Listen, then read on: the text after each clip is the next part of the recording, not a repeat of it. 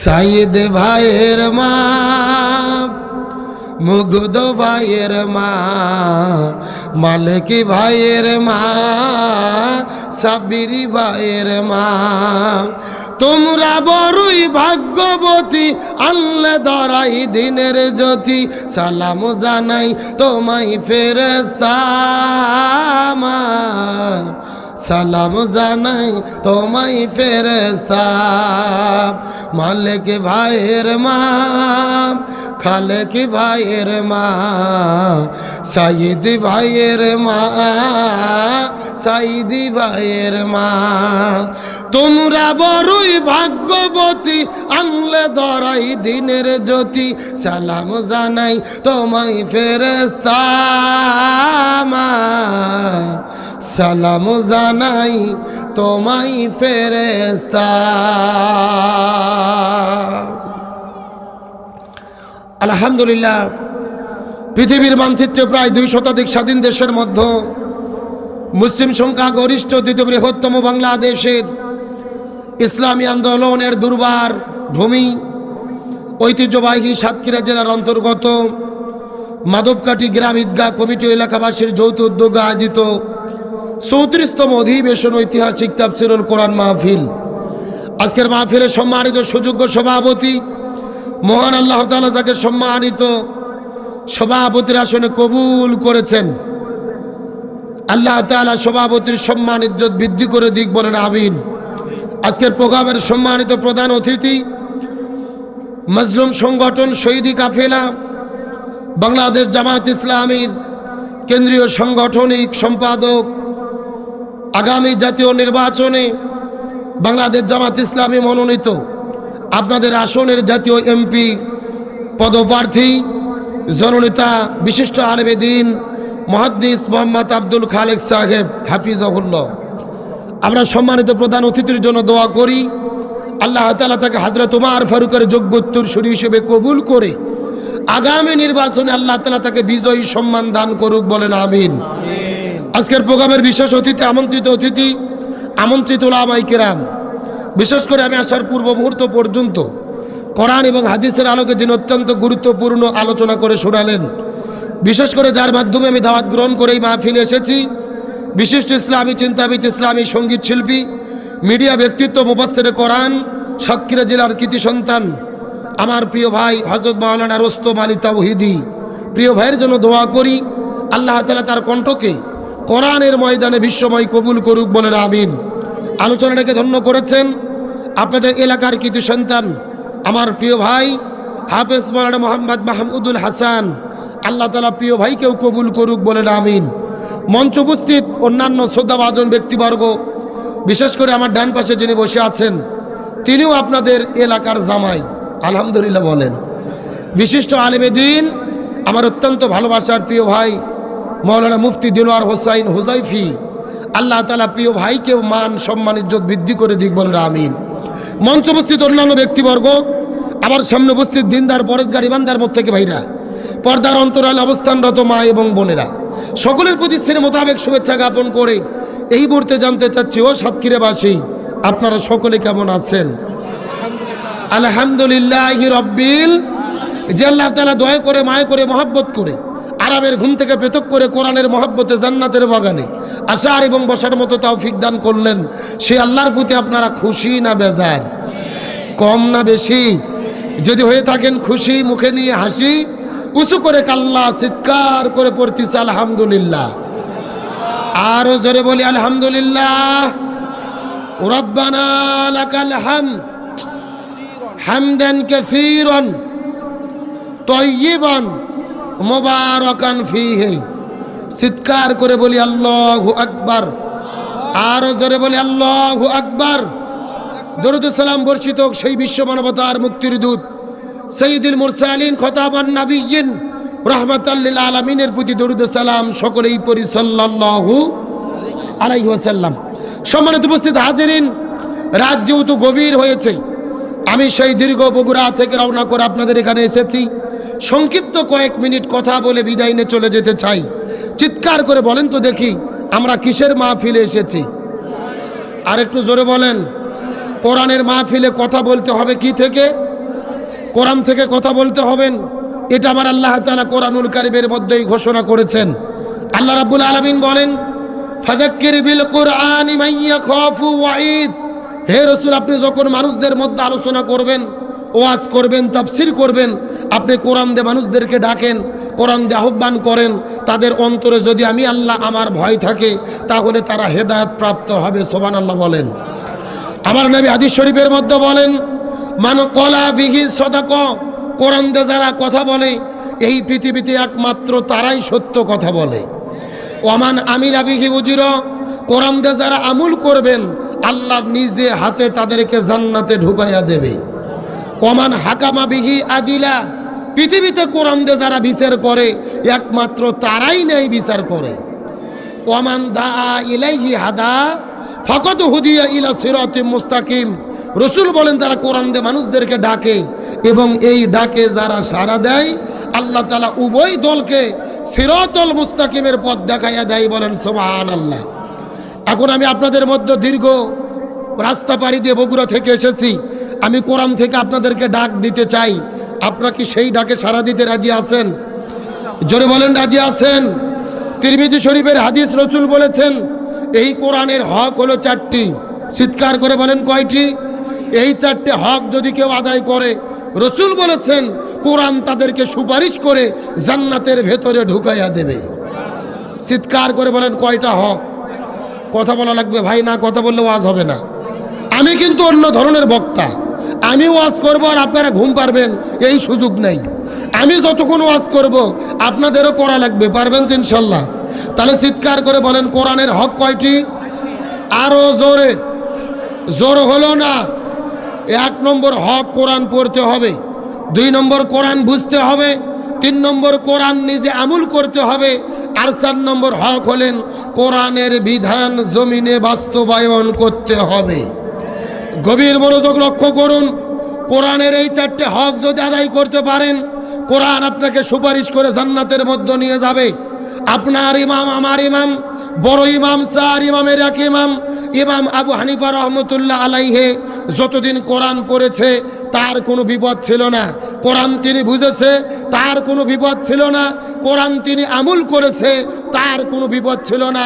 কিন্তু ইমাম আবু হানিফা রহমতুল্লাহ আলাইহি যখনই বলেছে, কোরআন শুধু পড়লে হবে না, কোরআন শুধু বুঝলে হবে না, কোরআন শুধু নিজে মানলে হবে না, কোরআন দিয়ে বিচার ফাইসালা করতে হবে, তখনই ইমাম আবু হানিফাকে 2 বছর জেলে বন্দি রেখে শরীরের ভেতরে বিষ প্রয়োগ করে তাকে পরিকল্পিতভাবে হত্যা করা হয়েছে। বিশ্বনবী মুহাম্মদ রাসূলুল্লাহ সাল্লাল্লাহু আলাইহি ওয়াসাল্লাম, রাসূল যতদিন কোরআন পড়েছে, রাসূলের কোনো বিপদ ছিল না। রাসূল কোরআন বুঝেছে, রাসূলের কোনো বিপদ ছিল না। রাসূল নিজে কোরআন আমল করেছে, রাসূলের কোনো বিপদ ছিল না। যখনই রাসূল বলেছেন জমিন যার, আইন চলবে তার, কোরআন দিয়ে রাষ্ট্র পরিচালনা করতে হবে, তখনই নবীজিকে জালেমের বাচ্চারা 3.5 বছর জেলে বন্দি রেখেছে। উহুদের ময়দানে দন্দার মোবারক শহীদ করেছে, তায়েফের ময়দানে রক্ত ঝরিয়েছে। 1 নয় 2 নয়, আমাদের নবীকে 27 বার হত্যার টার্গেটের শিকার করা হয়েছে।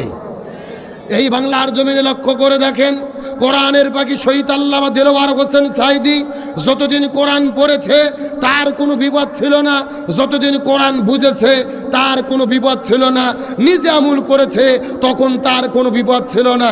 আল্লামা সাইদি যখনই বলেছেন জমিন যার, আইন চলবে তার, এই কোরআন দিয়ে বাংলাদেশ নামক রাষ্ট্র পরিচালনা করতে হবে, তখনই আল্লামা সাইদিকে 13 বছর জেলে বন্দি রেখে হসপিটালে ভর্তি করে ইঞ্জেকশনের শিরিষে বিষ ঢুকায়া আল্লামা সাইদিকে পরিকল্পিতভাবে হত্যা করা হয়েছে। তার মানে বোঝা গেল, কোরআন পড়লে বিপদ হয় না, কোরআন বুঝলে বিপদ হয় না, কোরআন নিজে মানলে বিপদ হয় না, কিন্তু কোরআন কায়েমের আন্দোলন করতে গেলে বিপদ হয়।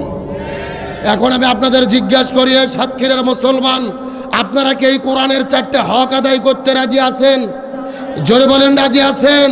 তাহলে আজকের আলোচনার শুরুতে আমরা শপথ গ্রহণ করব, কোরআন পড়ব, কোরআন বুঝব, কোরআন দিয়ে জীবন গড়ব, প্রয়োজনে কোরআনের 4টে হক আদায় করার জন্য নিজের সর্বোচ্চ বিলিয়ে দেব।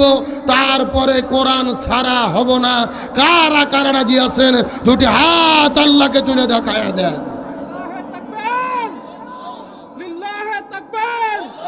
আল কোরআনের আলো সংসদে জালো, ঘরে ঘরে জালো, আল কোরআনের আলো, আল হাদিসের আলো সংসদে জালো। লিল্লাহি তাকবীর। আচ্ছা, আপনাদের কি তাকবীর দিতে ভয় লাগে? এই ভাই যে সুন্দর তাকবীর দিলেন সেই অনুযায়ী স্লোগান হয় নাই। সাহস করে বাঘের বাচ্চার মতো মাঝখান থেকে একজন স্লোগান দেন তো দেখি।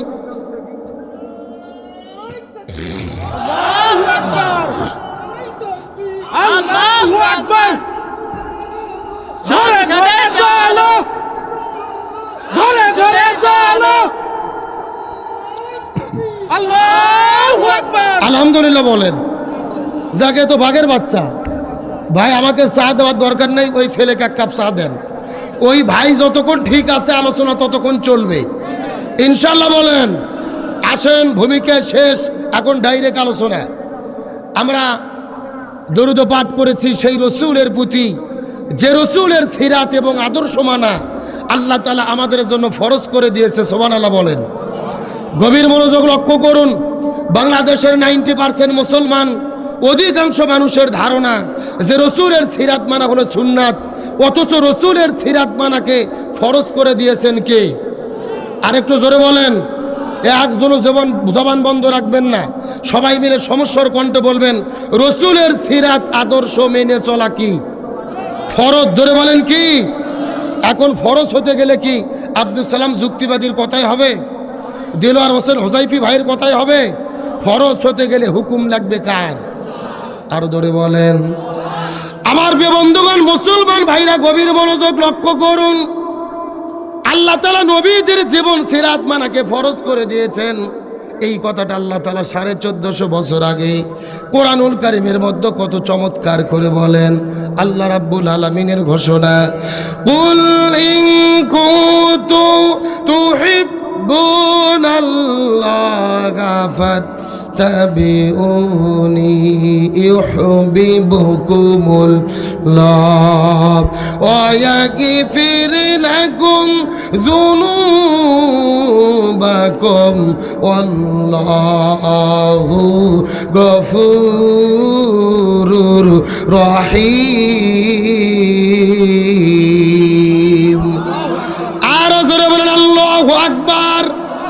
সূরা ইমরান 3 নম্বর পারার 13 নম্বর পৃষ্ঠার 4 নম্বর লাইন 4 নম্বর করে 31 নম্বর আয়াতে কারিমা। তাফসীর ইবনে কাসির, তাফসীরে কাবির, তাফসীরে কুরতুবী, তাফসীরে মনির, তাফসীরে মারিফুল কোরআন, তাফসীরে খাজেন, তাফসীরে তাবারি, তাফসীরে ফি জিলালিল কোরআন, তাফসীরে তাফহিমুল কোরআন, এই আয়াতের উপর ভিত্তি করে 1 নয় 2 নয় অন্তত 10টা তাফসীর গ্রন্থ আমি দেখেছি। এই আয়াতের মধ্যে আল্লাহ তাআলা এত পরিমাণ কথা বলেছেন। এই আয়াতকে সামনে রেখে বর্তমান প্রেক্ষাপটকে মিল করে যদি আলোচনা শুরু করা হয়, আলোচনা চলতে চলতে দিনের পরে দিন চলে যাবে, মাসের পরে মাস চলে যাবে, তারপরও আলোচনা শেষ হবে না। জোরে বলা যাবে কি মারহাবা। এ সাতক্ষীরা মুসলমান, গভীর মনোযোগ লক্ষ্য করুন। এই আয়াতে কারিমার ভেতর আল্লাহ তাআলা সর্বপ্রথম বললেন, কুল, হে রাসূল আপনি तमाम পৃথিবীর মানুষদেরকে জানাইয়া দেন। আল্লাহ তাআলা নবীজিকে সর্বপ্রথম আদেশ করে বললেন। নবীজি আল্লাহ তাআলা সর্বপ্রথম আমরের সিগা ব্যবহার করলেন।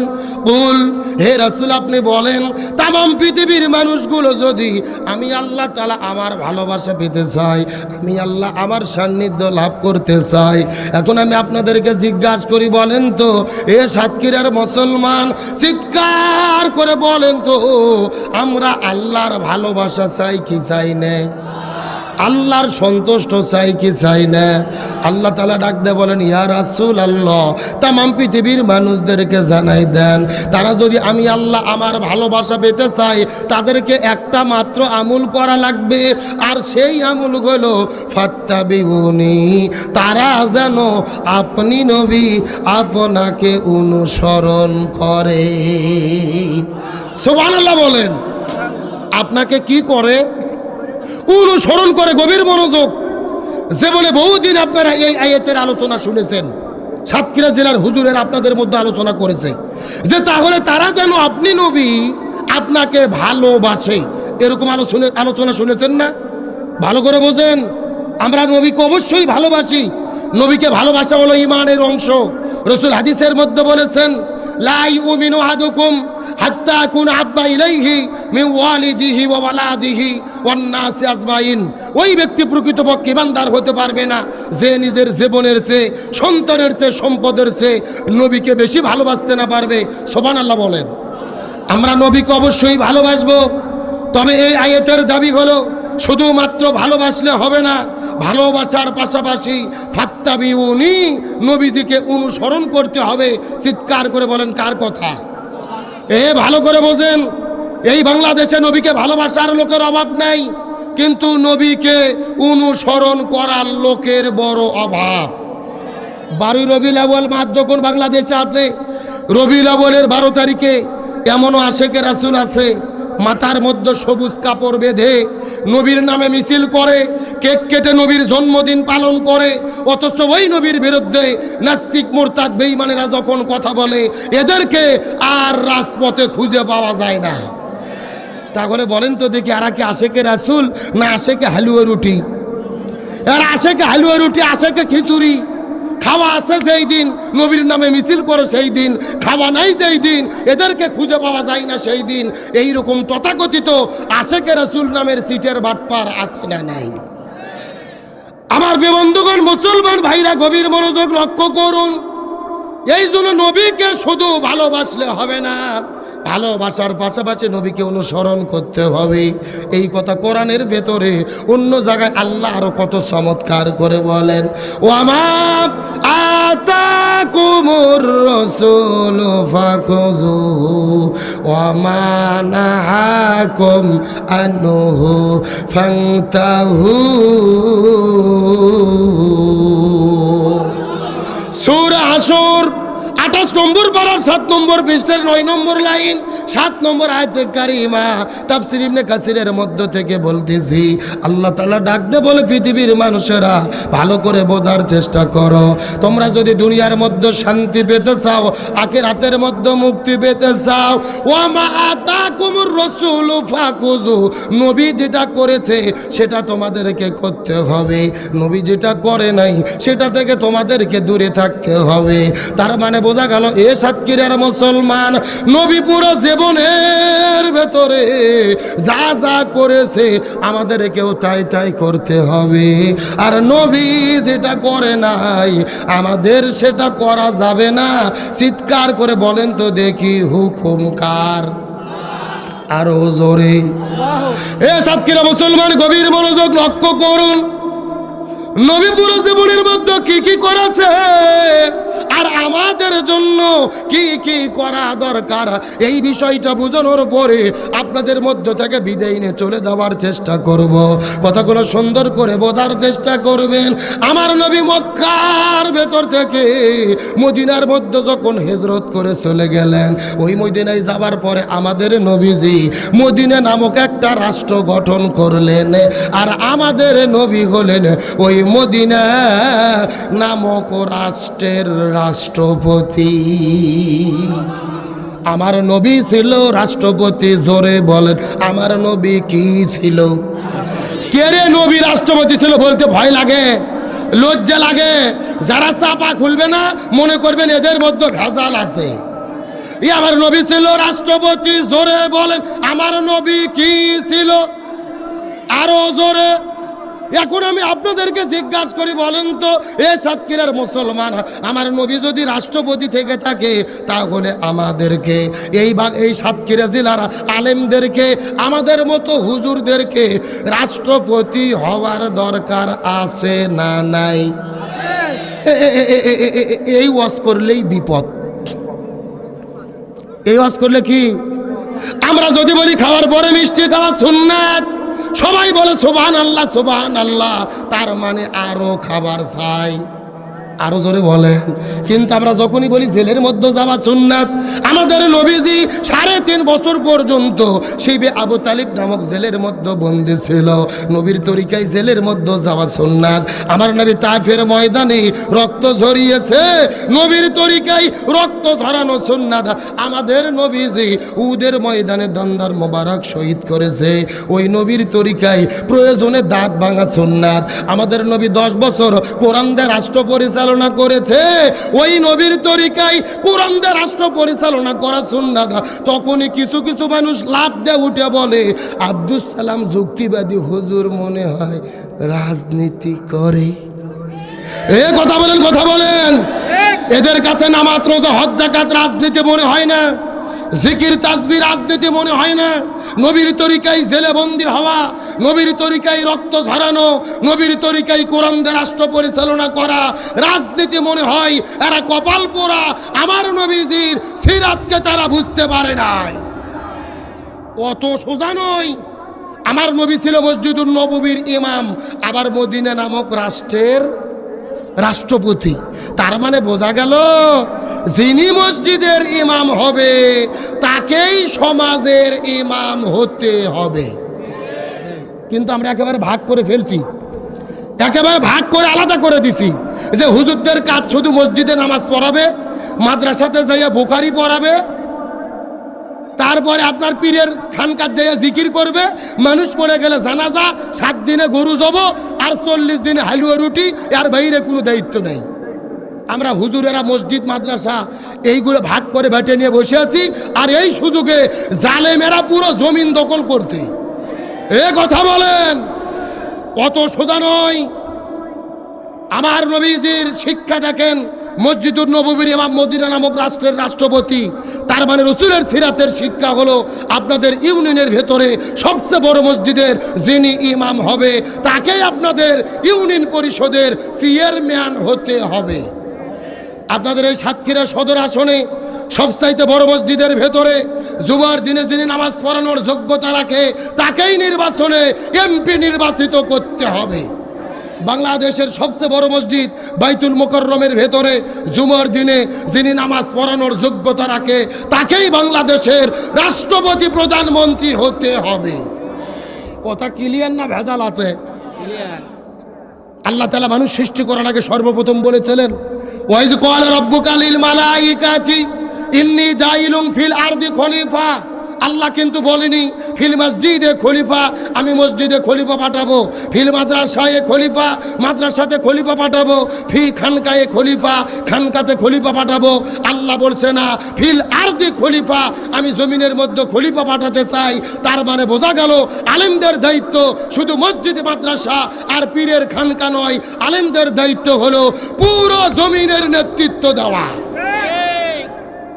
তাহলে রসুলের সিরাতের শিক্ষা হলো যিনি মসজিদের ইমাম হবে তাদেরকেই সমাজের ইমাম হতে। আমার বন্ধুগণ, মুসলমান ভাইরা গভীর মনোযোগ, কোনো দিকে নজর নেই, কোনো দিকে তাকাতাকি নাই। ছোট্ট করে কিছু কথা, চুম্বক কথা বলার পরে বিদায় নেই, চলে যাওয়ার চেষ্টা করব। কথাগুলো সুন্দর করে বোঝার চেষ্টা করবেন। আমার নবী জমিনের ভেতরে শান্তি প্রতিষ্ঠা করার জন্য 17 বছর বয়সের ভেতরে এই জমিনের মধ্যে একটা দল গঠন করেছিলেন, যেই দলের নাম হলেন হিলফুল ফুজুল। কি নাম বললাম? এই সাতক্ষীরা মুসলমান গভীর মনোযোগ, নবীজি 17 বছর বয়সের ভেতরে হিলফুল ফুজুল নামক দলটা গঠন করার পরে 17 বছর থেকে শুরু করে 40 বছর পর্যন্ত নবীজি 23 বছর ধরে চেষ্টা করেছে এই জমিনে শান্তি কায়েমের জন্য। কিন্তু দুর্ভাগ্যজনক ব্যাপার হলো নবী 23 বছর ধরে চেষ্টা করার পরেও এই জমিনের ভেতরে শান্তি কায়েম করতে পারলো। এ সাতক্ষীরা মুসলমান গভীর মনোযোগ, নবীজি 23 বছর ধরে চেষ্টা করেছে কিন্তু জমিনের ভেতরে শান্তি কায়েম করতে পারলো না। কিন্তু নবীজির বয়স যখন 40 বছর হয়ে গেল, আল্লাহ নবীজির ওপরে যখন কোরআনটা নাজিল করে দিল, আমার নবী কোরআনের দাওয়াত দেওয়া শুরু করলেন, জমিনে কোরআন কায়েম হয়ে গেল, এই জমিনে শান্তি প্রতিষ্ঠা হয়ে গেল। আগের 23 বছর নবী চেষ্টা করলেন কিন্তু শান্তি কায়েম করতে পারল না। কিন্তু পরে 23 বছরের ভেতরে নবীজি কেন শান্তি কায়েম করতে পারল? নবীজির জীবনটা দুই ভাগে ভাগ করার চেষ্টা করেন। নবুয়ত পাওয়ার আগে 23 বছর, 17 থেকে শুরু করে 40 পর্যন্ত, আবার নবুয়ত পাওয়ার পরে 23 বছর, 40 থেকে শুরু করে 63 পর্যন্ত। আগে 23 বছর নবী চেষ্টা করলেন কিন্তু শান্তি কায়েম করতে পারল না। পরের 23 বছরে নবী কেন শান্তি কায়েম করতে পারল? এর পেছনে কারণ হলো আগের 23 বছরের ভেতরে নবীজির কাছে দল ছিল, কিন্তু নবীজির দলের সংবিধান আল্লাহর কোরআন ছিল না। কথা কি বোঝা যায়? এ ভালো করে বোঝেন। আপনার আমার মতো 2 টাকার ছুটকে ফাটকে হুজুর না, এলাকার তেল তেলা গোয়েন্দার নেতা না। স্বয়ং বিশ্বনবী 23 বছর ধরে চেষ্টা করেছে এই জমিনে শান্তি কায়েম করার জন্য, কিন্তু নবীজি শান্তি কায়েম করতে পারেনি। নবীজির বয়স যখন 40 বছর হলো, আল্লাহ নবীজির উপরে কোরআন নাজিল করলেন, তারপরে জমিনে শান্তি প্রতিষ্ঠা হয়ে গেল। এই সাতক্ষীরার মুসলমান, এখান থেকে বোঝা গেল এই বাংলাদেশের ভেতরে যেই দলগুলো শান্তি কায়েম করতে চায়, শান্তি কায়েমের জিকির করতেছে, ওই দলের দ্বারা এই জমিনে শান্তি কায়েম সম্ভব হবে না। যেই দল আল্লাহর কোরআনের সংবিধান দিয়ে পরিচালিত হয় না। কথা কি ক্লিয়ার না ভেজাল আছে? আরে ভাই, যেই দল 1.5 বছরের ভেতরে নিজেরা মারামারি করে 170 জন কুপকাত, কথা কর না কে? এখন আবার নতুন করে নমিনেশন দেওয়ার পরে ওরা নিজেরা 3য় বিশ্বযুদ্ধ শুরু করেছে।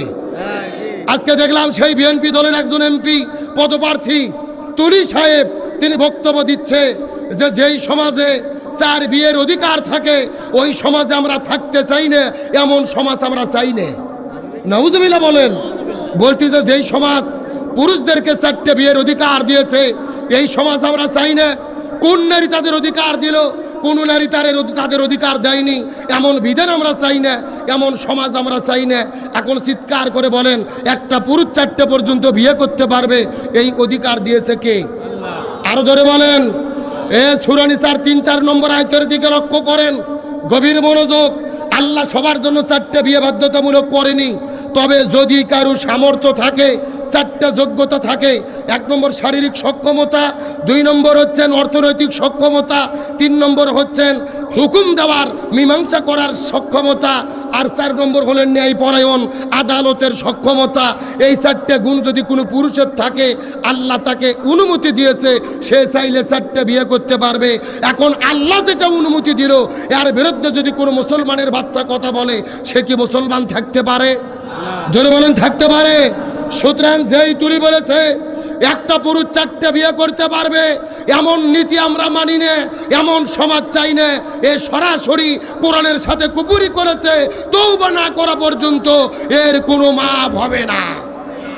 আপনি কি মনে করেছেন কোরআনের একটা আইন, কোরআনের একটা বিধান, আপনি বিধানগুলি দেখাবেন, তাহলে ক্ষমতায় গেলে এরা কি করবে আল্লাহই ভালো জানে। এদের তো বড় বড় নেতা বক্তব্য দিচ্ছে যে আমরা শরিয়া আইনে বিশ্বাস করি না। নাউজুবিল্লাহ বলেন। শরিয়া আইন কাকে বলে? শরিয়া আইন মানে হলো কোরআনের আইন, শরিয়া আইন মানে হলো হাদিসের আইন। সুতরাং শরিয়া আইন যারা বিশ্বাস করে না, এরা কখনো মুসলমানের বাচ্চা থাকতে পারে না। এরা আবার মাঝে মধ্যে বক্তব্য দেয় যে আমরা কোরআনের সাথে রাজনীতির কোনো সম্পর্ক নাই। নাউজুবিল্লাহ বলেন। আমি মনে করি যারা বলে কোরআনের সাথে রাজনীতির কোনো সম্পর্ক নাই, আমি মনে করি এদের সাথে কোরআনের কোনো সম্পর্ক নাই। আবার ওই দলের সবচেয়ে বড় নেতা বলতেছে যে বাংলাদেশের জঙ্গিবাদের উত্থান ঘটতেছে, মৌলবাদের উত্থান ঘটতেছে, মৌলবাদ নির্মূল করতে হবে। ওই নেতাকে বলতে চাই, মৌলবাদ উত্থান করতে চেয়েছিল শেখ হাসিনা, শেখ হাসিনার দিকে লক্ষ্য করে দেখো। কোরআনের পাকে আল্লামা সাঈদী বলেছিলেন, তোমরা আমাদেরকে মৌলবাদী বলে গালি দাও, মূল হলো কোরআন, মূল হলো হাদিস, আমরা হলাম মৌলবাদী। আমরা 18 কোটি আছি মূলে, তোমরা আসো আগাই। যদি তোমরা বেশি বাড়াবাড়ি করো, মূল থেকে আমরা নাড়া দেব, এক ঝাঁকিতে তোমরা মামু বাড়ি দিল্লি পালাতে বাধ্য হবা। আল্লামা সাঈদী যেই বক্তব্য দিয়েছে আজকে সত্য হয়েছে নাকি হয় নাই? সুতরাং এই নব্য ফ্যাসিস্টদেরকে বলবো, পতিত জালেমদের কাছ থেকে শিক্ষা গ্রহণ করো।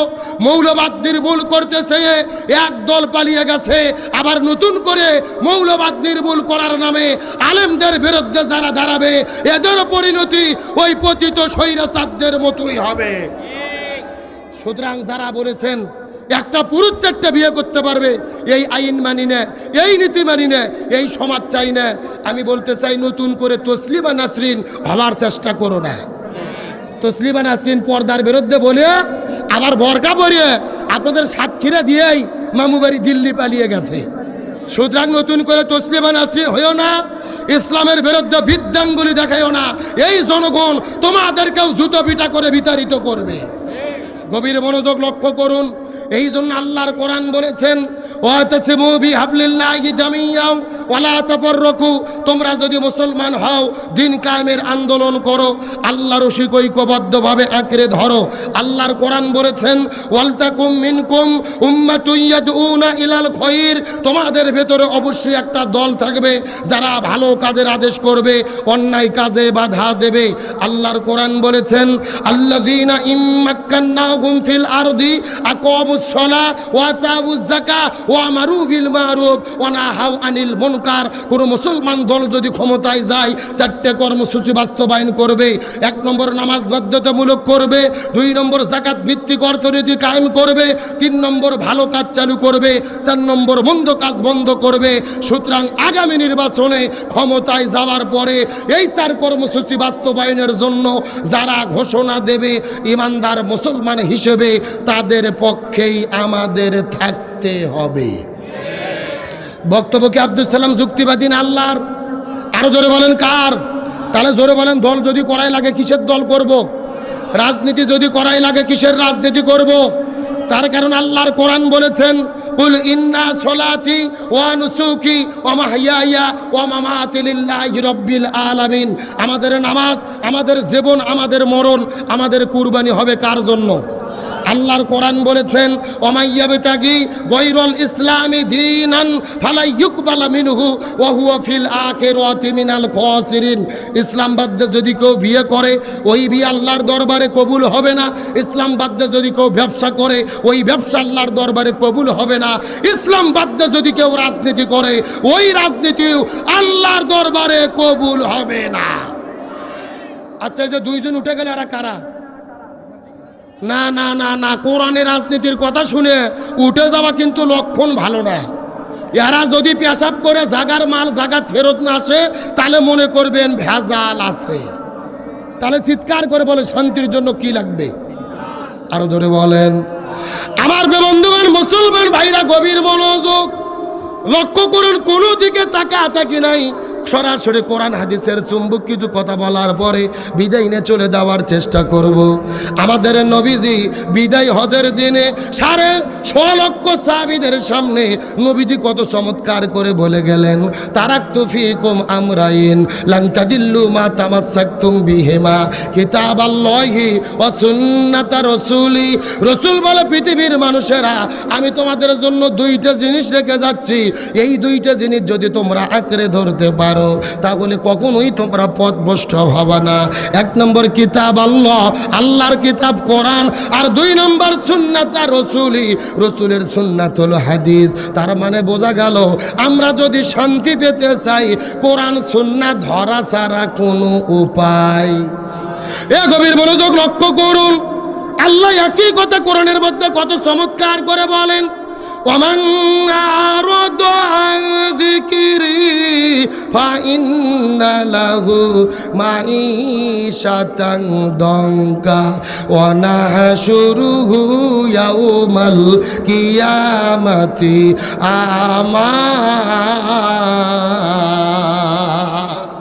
সূরা তাহা 16 নম্বর পরে 19 নম্বর পৃষ্ঠার 13 নম্বর লাইন 124 নম্বর আয়াতে কারিম আল্লাহ তাআলা বলেন, তাফসীর ইবনে কাসিরের মধ্য থেকে বলতেছি, আল্লামা ইবনে কাসির রহমতুল্লাহ আলাইহি তার কিতাবের মধ্যে বর্ণনা করে বলেন, যদি কোনো পৃথিবীর মানুষেরা কোরআন বাদ দিয়ে জীবন পরিচালনা করে, ব্যক্তি, পরিবার, সমাজ, রাষ্ট্র, রান্নাঘর থেকে শুরু করে সংসদ পর্যন্ত কোরআন বাদ দিয়ে যারা জীবন পরিচালনা করবে, এদের জীবনে আমি আল্লাহ কোনো শান্তি রাখবো না, বরং মাইশাতাং দঙ্কা, তাদের জীবনটা অশান্তিতে ভরে দেব।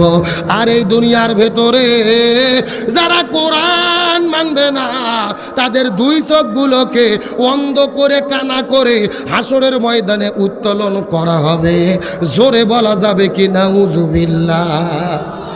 এই দুনিয়াতে যারা কোরআন মেনে চলবে না, তাদের জীবনে অশান্তি দেবে কে? আর হাসরের ময়দানে তাদের দুই চোখকে কানা করে, অন্ধ করে কে উঠাবে? তারা জোরে বলেন, শান্তির জন্য কি লাগবে? এই জন্য আল্লাহর কোরআন বলেন, ফামান তাবিয়া হুদায়া ফালা খাউফুন আলাইহিম ওয়ালা হুম ইয়াহজানুন। লক্ষ্য করেন, এই যেখানে আপনারা লিখে দিয়েছেন আব্দুল সালাম যুক্তিবাদী, আমি যুক্তিতে কিছু কথা আপনাদেরকে বুঝাই। মনে করেন বাংলাদেশের ঢাকা শহরে বিশাল বড় একটা পানির ট্যাঙ্কি আছে। জোরে বলেন, কিসের ট্যাঙ্কি? ওই ট্যাঙ্কির মধ্যে থেকে পাইপ দিয়ে দিয়ে বাংলাদেশের 64টা জেলায় পানি সাপ্লাই দেওয়া হয়। আমার কথা কি বুঝতেছেন? কিন্তু ঢাকা শহরে যে পানির ট্যাঙ্কি আছে, ওই ট্যাঙ্কির ভেতরে একটা মরা বিড়েল মরিয়ে পচে গন্ধ উঠে আছে। এখন একটা পাইপ আস্তে আস্তে আস্তে আস্তে আপনাদের সাতক্ষীরা শহরেও এসেছে। এখন বলেন তো, পাইপ দিয়ে যেই পানি বের হচ্ছে, ভালো না গন্ধ? আরও জোরে বলেন। এখন গন্ধলা পানি বের হওয়ার পরে সাতক্ষীরা জেলাতে যত বড় বড় হুজুর আছে, ইমাম, মসজিদ, খতিব, মুফতি, মুহাদ্দিস, ফকি, সব আলেমদেরকে ডেকে বলা হয়েছে, এই হুজুরের গোষ্ঠীরা, এই যে গন্ধলা পানি বের হচ্ছে, তোমরা ফু দিয়ে দিয়ে পরিষ্কার করো। হবে? কথা বলেন, হবে? আচ্ছা, সাতক্ষীরা জেলার হুজুর তো দূরের কথা, কাবা শরীফের ইমামও যদি এসে বিসমিল্লাহ বলে ফু দেয়, পানি পরিষ্কার হবে? আচ্ছা বলেন তো, পানি পরিষ্কার করতে গেলে কি পরিষ্কার করা লাগবে? ওই ঢাকা শহরের ট্যাঙ্কি পরিষ্কার করা লাগবে। এটা কি বুঝতে পেরেছেন? এবার আসল ওয়াজ শোনেন, আসল ওয়াজ। এই বাংলাদেশেও শান্তি প্রতিষ্ঠার একটা ট্যাঙ্কি আছে, যার নাম হলো সংসদ ভবন। আরো জোরে বলেন। আর সংসদের ভেতর থেকে বাবার আইন, চাচার আইন, খালুর আইন, ফুপর আইন, কার্ল মার্ক্সের আইন, লেনিনের আইন, পুতিনের আইন, ধর্মনিরপেক্ষতাবাদ, জাতীয়তাবাদ, সোশ্যালিজম, ক্যাপিটালিজম, ভারতের আইন, ব্রিটিশের আইন, মানব রচিত তন্ত্র মন্ত্রকে জুতোই এবং ঝাঁটাপিটা করে বিদায় করে যতদিন পর্যন্ত কোরআন সংসদে ঢুকাইয়া কোরআন দিয়ে বাংলাদেশ পরিচালিত না হবে, ততদিন পর্যন্ত এই জমিনের ভেতরে শান্তি আসতে পারে না, পারে না, পারে না। সুতরাং আগামীতে বাংলাদেশ থেকে সমস্ত তন্ত্র মন্ত্রকে জুতো এবং ঝাঁটাপিটা করে বিদায় করে কোরআন পার্লামেন্টে ঢুকাইয়া কোরআন দিয়ে বাংলাদেশ পরিচালনা করার পক্ষে রায় দিতে কারা কারা রাজি আছেন? দুটি হাত আল্লাহকে তুলে দেখান।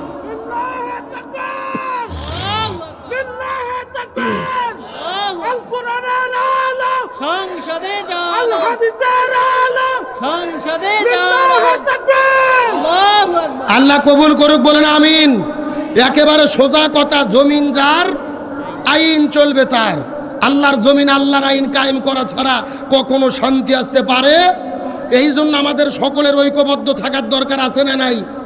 ওই যে স্বৈরাচার হাসিনা পালিয়ে গেছে, 2000 ছাত্র জনতাকে হত্যা করলো, আগামী 17 তারিখে তার এই গণহত্যার রায় দেওয়া হবে। আলহামদুলিল্লাহ বলেন। এখন হাসিনার রায়কে কেন্দ্র করে স্বৈরাচাররা মাঠে নেমে পড়েছে, বিভিন্ন কর্মসূচি দিচ্ছে, মাঝে মধ্যে লকডাউন দিচ্ছে। গতকালকে ছিল লকডাউন, কি ডাউন? কিন্তু লকডাউন কর্মসূচিতে দেখা গেল খোঁজ করে এদের পক্ষে কেউ নাই, কিছু পাগল আর কিছু হলেন কুকুর। কথা কোন গা?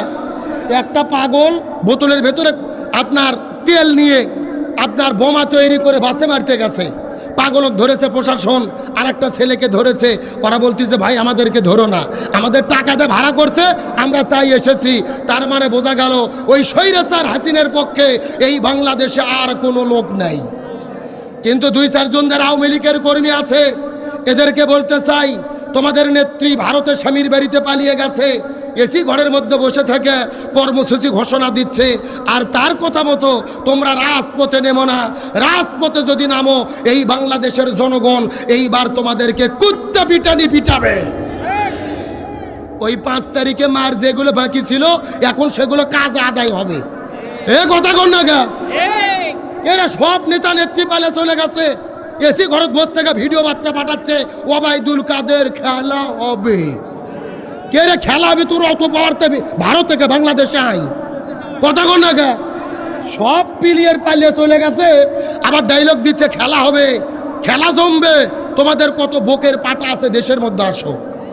সুতরাং আওয়ামী লীগের কর্মীদের বলি, আপনারা ভালো আছেন, চুপে চাপে ভালো থাকেন, তবে ওই নেতাদের উস্কানিতে পা দিয়ে এইবার যদি রাজপথে নামান, এই জনগণ আপনাদেরকে জুতো পিটা করে দেশ ছাড়া করবে। পিঠের চামড়া থাকবে না, এদের কথাই পায়ে দেবেন না।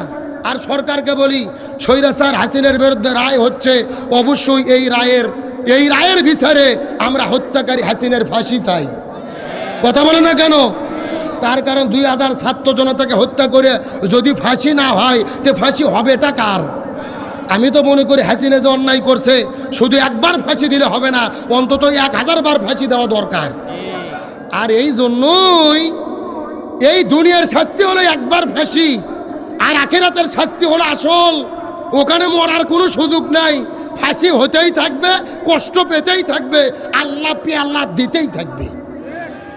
এই জন্য বলতে চাই, 2000 ছাত্র জনতাকে হত্যা করলেন, এদের বিচার আমরা চাই। তোমরা উকি ঝুঁকি দিয়ে কোনো লাভ হবে না। এই বাংলার জমিনে হাসিনের ফাঁসি কার্যকর হবে ইনশাল্লাহ।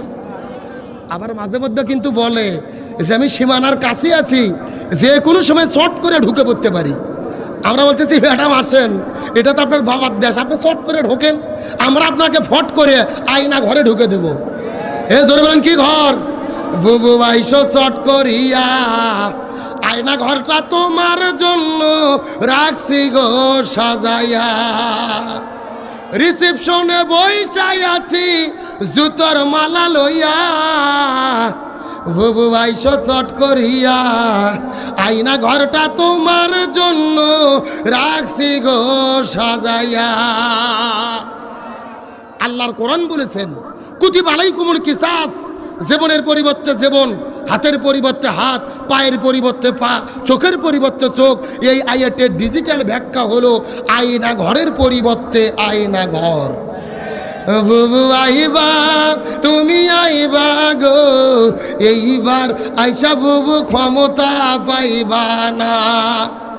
যারা ঠিক বলবে না, মনে করবেন এদের ভেতরে ভেজাল আছে। এ জোরে বলেন ঠিক। বুবু আইবা, তুমি আইবা গো এইবার, আইসা বুবু ক্ষমতা পাইবা না। খোঁজ নেই বুবু কাদের কাকার, অবস্থা খারাপ দরবেশ বাবার, হারুন আঙ্কেল এখন সামনে আসে না। নেতা কর্মী সব জেলের ভেতর, বুবু আছে ডরের উপর, কখন জানি আসে গ্রেফতারি পরোয়ানা। বুবু আইবা, তুমি আইবা গো এইবার, আইসা বুবু ক্ষমতা পাইবা না। বয়স তোমার 80 বছর, ডাকেছে বুবু তোমায় কবর, দাফন হবে কোথায় সেইটা ভাবলা না। বুবু আইবা, তুমি আইবা গো এইবার, আইসা বুবু সিয়ার পাইবা না। কথা বলেন ঠিক কিনা? আলোচনা কি চলবে? কারা কারা চলবে? দুটি হাত আল্লাহকে তুলে দেখান। লিল্লাহে তাকবীর, আল কোরআনের আলো, সংসদে জালো, দুনিয়ার মুসলিম, ইসলামের শত্রুরা, লিল্লাহে তাকবীর। আপনাদের কি কষ্ট হচ্ছে? রাগ করতেছেন? আলোচনা চলছে, চলছে, তবে কোনো ওটাউটি করা যাবে। আমার বন্ধুগণ, মুসলমান ভাইরা গভীর মনোযোগ লক্ষ্য করুন। তাহলে যেই কথা বলে আলোচনা শুরু করেছিলাম, চিৎকার করে বলেন তো নবীজির জীবন অনুসরণ করাকে ফরজ করেছেন কে? আরো জোরে বলেন। আল্লাহ নবীজির জীবন অনুসরণ করা কেন ফরজ করে দিলেন? আমি পুরো কোরআনটা গবেষণা করে দেখেছি। আল্লাহ নবীর জীবনকে অনুসরণ করা ফরজ করে দিয়েছেন, এর পেছনে অনেকগুলো কারণ রয়েছে। তার ভেতরে প্রধানত কারণ হলো তিনটা। জোরে বলেন কয়টা? আরো জোরে। আল্লাহ তিনটা কারণে নবীর জীবন অনুসরণ করা ফরজ করে দিলেন। তার মধ্যে প্রথম নম্বর কারণটা কি, এই সম্পর্কে আমার আল্লাহ তাআলা কোরআনের মধ্যে কত চমৎকার করে বলেন, লাকাদ কানা লাকুম ফি রাসূলিল্লাহি উসওয়াতুন হাসানাহ। সূরা আযাব 21 নম্বর পারার 19 নম্বর পৃষ্ঠার 2 নম্বর লাইন 21 নম্বর আয়াতে কারিমা।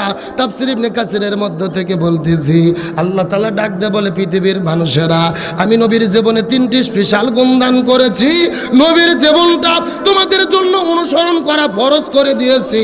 এর মধ্যে প্রথম নাম্বার কারণ হলো, তোমরা যদি সফল হতে চাও, আমি নবীর জীবনের ভেতরে শ্রেষ্ঠ আদর্শ দান করেছি। যদি তোমরা সফল হতে চাও, নবীর আদর্শ গ্রহণ করা ছাড়া সফল হওয়া যাবে। এ সাতক্ষীরা মুসলমান গভীর মনোযোগ।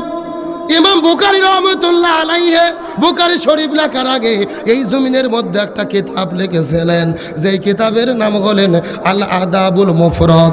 ওই কিতাবের মধ্যে তিনি বর্ণনা করে বলেন, হাসরের ময়দানে 6 প্রকার মানুষদেরকে আল্লাহ তাআলা বিনে হিসেবে জাহান্নামের মধ্যে দেবে। তার ভেতরে প্রথম নম্বর প্রকার হলো তারা যারা জমিনের ভেতরে নবীকে বাদ দিয়ে অন্য কারো আদর্শ গ্রহণ করেছে। তার মানে বোঝা গেল, এ সাতক্ষীরার মুসলমান, নবীকে বাদ দিয়ে যদি কেউ অন্য কোনো নেতার আদর্শ গ্রহণ করে, চিৎকার করে বলেন তো তাদের যেতে হবে কোথায়? আরো জোরে বলেন। কিন্তু এখন আমি আপনাদেরকে জিজ্ঞাসা করি, বলেন তো দেখি, এই সাতক্ষীরার মুসলমান, এই সাতক্ষীরা জেলার ভেতরে নবীকে বাদ দিয়ে অন্য কারো আদর্শ গ্রহণ করেছে, এই রকম লোক আছে না নাই? আছে। কেউ বা বাবার আদর্শ গ্রহণ করেছে। বাবাকে চেনা যায়? কে রে, বাবা চেনেন না? বঙ্গবল্টু, জাতির ফিতে, কথাগণ। কেউ বা বাবার আদর্শ গ্রহণ করেছে, কেউ বা স্বামীর আদর্শ গ্রহণ করেছে, কেউ বা ইরশাদ চাচার আদর্শ গ্রহণ করেছে, কেউ বা কার্ল মার্ক্সের আদর্শ গ্রহণ করেছে, কেউ বা লেনিনের আদর্শ গ্রহণ করেছে, কেউ বা পুতিনের আদর্শ গ্রহণ করেছে। এই সাতক্ষীরার মুসলমান, চিৎকার করে বলেন তো, নবীকে বাদ দিয়ে বাবা, চাচা, খালু ইত্যাদি ইত্যাদির যদি কেউ আদর্শ গ্রহণ করে, বিনে হিসেবে তাদেরকে যেতে হবে কোথায়? উপায় নাই রে, উপায় নাই রে মানুষ, উপায় নাই। নবী বিনে জান্নাত পাওয়ার উপায় নাই। বললে কি কষ্ট হবে? সবাই বলেন, উপায় নাই রে, উপায় নাই রে মানুষ, উপায় নাই। নবী বিনে জান্নাত পাওয়ার। এ গভীর মনোযোগ। গত 16 বছরে ওই বঙ্গবন্ধু শেখ মুজিবুর রহমানকে এরা পুজো করতে করতে খোদার পর্যায়ে নিয়ে গিয়েছিল। রাস্তাঘাটে, বাজারে, কলেজ, ভার্সিটি, গেটে গেটে বঙ্গবন্ধুর মূর্তি। এটা হলো স্পষ্ট শিরিক। আল্লাহর কি খেলা! হাসিনা যেই দিন পালিয়ে গেল, 30 মিনিটের ভেতরে আল্লাহ সব মূর্তিকে মাটির সাথে মিশিয়ে দিয়েছে। কিন্তু বাংলাদেশের জাতীয় মুনাফিক, জাতীয় গাদ্দার, যার নাম হলো বঙ্গবীর কাদের সিদ্দিকী, আমি মনে করি বঙ্গবীর না, ও হলো বঙ্গ মুনাফিক। আজকে হাজার হাজার মানুষদেরকে একত্রিত করে জয় বাংলা স্লোগান দিয়ে বলতেছে, যারা জয় বাংলা স্লোগান দেয় এদের গ্রেপ্তার করা যাবে না। পুরো বাংলাদেশে এখন আওয়ামী লীগের, যেই আওয়ামী লীগ পালিয়ে গেছে দিল্লিতে 14 গোষ্ঠী সহ, অথচ এই বাটপার বলতেছে পুরো দেশে আওয়ামী লীগ। জয় বাংলা স্লোগান দিলে গ্রেপ্তার করা যাবে না। ভালো করে বোঝেন, জয় বাংলা স্লোগানের বিরোধী আমরা নই। জয় বাংলা স্লোগান দিয়ে বাংলাদেশ স্বাধীন হয়েছিল, কিন্তু জয় বাংলা স্লোগান ব্যবহার করে গত 16 বছরে যেই হাসিনা হাজারো মানুষদের হত্যা হত্যা করেছে, আয়না ঘর তৈরি করেছে, আলেমদের হত্যা করেছে, নিরপরাধ মানুষদেরকে গুম করেছে। এই হাসিনের আমূল নামার কারণে জয় বাংলা স্লোগান অঘোষিতভাবে এই দেশ এবং জাতি প্রত্যাখ্যান করেছে। জয় বাংলা স্লোগান দিয়ে এই দেশে হুজুরদেরকে জঙ্গি বানানো জায়েজ ছিল, আলেমদেরকে মেরে ফেলা জায়েজ ছিল, মানুষ হত্যাকারী জায়েজ ছিল। এই বঙ্গবীর কাদের সিদ্দিকী মুনাফিককে বলতে চাই, কই গত 16 বছর হাসিনা এত অপকর্ম করলো, তখন তো তুমি মুখ খুলে কোনো কথা বলনি। আজকে তুমি বড় বড় বক্তব্য দিচ্ছ, বরং 18 সালে এই মুনাফিক জামাত বিএনপি 18 দলকে ভুলভাল বুঝাইয়া হাসিনের অধীনে নির্বাচনে নিয়ে গিয়ে রাতের ভোট দিনের ভোট রাতেই কাজ ছেড়েছিল। এ জাতীয় মুনাফিক, জাতীয় গাদ্দার সরকারকে বলতে চাই, আপনাদের বিরুদ্ধে অবস্থান নিয়ে এ রাষ্ট্রদ্রোহিতা করেছে, একেও গ্রেপ্তার করে শাস্তির আওতায় আনা দরকার। তাহলে বঙ্গবন্ধুর আদর্শ নয়, শহীদ জিয়ার আদর্শ নয়, ইরশাদের আদর্শ নয়, একমাত্র মুক্তি দিতে পারে কার আদর্শ? রসুলের আদর্শ। এই বাংলাদেশে যারা আওয়ামী লীগ বঙ্গবন্ধুর আদর্শ বাস্তবায়ন করতে চাই, যারা বিএনপির ভাইরা আছে শহীদ জিয়ার আদর্শ বাস্তবায়ন করতে চাই, যারা জাতীয় পার্টি করে ইরশাদের আদর্শ বাস্তবায়ন করতে চায়, কিন্তু বাংলাদেশে ইসলামী দল যারা আছে কোনো ব্যক্তির আদর্শ বাস্তবায়ন করতে চায় না, তারা জমিনের ভেতরে কোরআন সুন্নাহর আদর্শ, রসুলের আদর্শ বাস্তবায়ন করতে চায়। আর রসুলের আদর্শের পক্ষে থাকলেই জান্নাতের মেহমান বানাবে কে? আমার বন্ধুগণ, মুসলমান ভাইরা, গভীর মনোযোগ, কোনো দিকে নজর নাই, কোনো দিকে তাকাতাকি নাই। আর কয়েকটা মিনিট আপনাদেরকে কোরআন সুন্নাহর আলোকে বলতে চাই, যেই নবীকে আমরা অনুসরণ করব, ওই নবীকে আল্লাহ জমিনের ভেতরে নেতা করে প্রেরণ করেছেন। জোরে বলেন কি করে? আল্লাহ কোরআনের মধ্যে কত চমৎকার করে বলেন, ইয়াসিন। রাসূল মুফাসসিরিন হযরত আব্দুল্লাহ ইবনে আব্বাস, আব্দুল্লাহ ইবনে মাসউদ রাদিয়াল্লাহু তাআলা আনহুমা আয়াতের ব্যাপারে ব্যাখ্যা করে বলেন, এখানে ইয়া শব্দটি হরফে নেদা। হরফে নেদা ওই সমস্ত হরফগুলোদের বলা হয় যেই হরফ দিয়ে মানুষদেরকে ডাকা হয়, আহ্বান করা হয়। আর সিন মানে হলো সাইয়্যেদ, সাইয়্যেদ অর্থ হলো নেতা। আল্লাহ আমাদের নবীজিকে সরাসরি নেতা বলে ডাক দিয়েছে। চিৎকার করে বলেন দেখি আল্লাহু আকবার। কে রে মাঝখান থেকে উঠলো কে? ও তো নিজে উঠেছে, আবার সামনের একজনও ডেকে নিয়ে যাচ্ছে। কে রে, পেশাব করবে কি দুইজনে একসাথে যায়? হ্যাঁ, নবীর আদর্শের কথা শুনে সবাইকে কিন্তু ভালো লাগবে না। আমার বন্ধুগণ, মুসলমান ভাইরা, গভীর মনোযোগ, আল্লাহ নবীজিকে নেতা বলে ডাক দিয়েছে। সুবহানাল্লাহ বলেন। এই জায়গার ভিতরে মুফাসসির কিরাম বর্ণনা করে বলেন, এই জায়গায় সাইয়্যেদ অর্থ হলেন নেতা, আর সাইয়্যেদ অর্থ হলেন 5টি। 1 নম্বর সাইয়্যেদুল বাশার, আল্লাহ দুনিয়ার ভেতরে যত মানুষ সৃষ্টি করেছে সবগুলো মানুষের নেতা হলেন আমাদের নবী। 2 নম্বর সাইয়্যেদুল আম্বিয়া, আল্লাহ যত নবী দুনিয়াতে প্রেরণ করেছে সবগুলো নবীদের নেতা হলো আমাদের নবী। 3 নম্বর সাইয়্যেদুল মুরসালিন, আল্লাহ যত রসুল প্রেরণ করেছে সবগুলো রসুলের নেতা হলেন আমাদের নবী। 4 নম্বর সাইয়্যেদুল কাউনাইন, আল্লাহ দুজান সৃষ্টি করেছে, দুজানের নেতা হলেন আমাদের নবী। আর 5 নম্বর হলেন সাইয়্যেদুল আলামিন, আল্লাহ যত জগৎ সৃষ্টি করেছে প্রত্যেকটা জগতের নেতা হলেন আমাদের নবী। লিল্লাহি তাকবীর। আমাদের নবী সমস্ত মানুষের নেতা, সমস্ত রসুলের নেতা, সমস্ত নবীর নেতা, তামাম জাহানের নেতা, বিশ্ব জগতের নেতা। ওই নবীকে নেতা মানার দরকার আছে না নাই? আমার বন্ধুগণ, মুসলমান ভাইরা, গভীর মনোযোগ, ওই নবী হাদিসের মধ্যে কত চমৎকার করে বলেন, মান তাশাব্বাহা বিকওম ফাহুয়া মিনহুম, যার সঙ্গে যার মহাব্বত তার সঙ্গে তার কিয়ামত। হাদিসের ব্যাখ্যাটা ভালো করে বোঝার চেষ্টা করবেন। মুহাদ্দিসগণ বর্ণনা করে বলেছে, এই দুনিয়ার ভেতরে যে যেই দল করবে ওই দলের সাথে তার হাসর নাসর হবে। এই দুনিয়াতে যে যেই দল করবে ওই দলের সাথে তার হাসর হবে। তার মানে এই গত 16 বছর বাংলাদেশের ভেতরে আওয়ামী লীগ নামক দল যারা করেছে এদের হাসর নাসর হবে আওয়ামী লীগের সাথে। যারা বিএনপি নামক দল করে এদের হাসর হবে বিএনপির সাথে। চরমোনাই পীরের যারা মুরিদ হয়েছে এদের হাসর নাসর হবে চরমোনাইয়ের পীরের সাথে।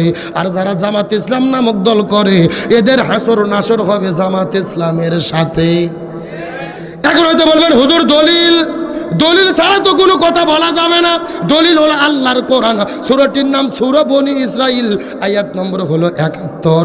আল্লাহ তাআলা কত চমৎকার করে বলেন, ইয়াউমা নাদউ কুল্লা উনাসিম বিইমামিহিম।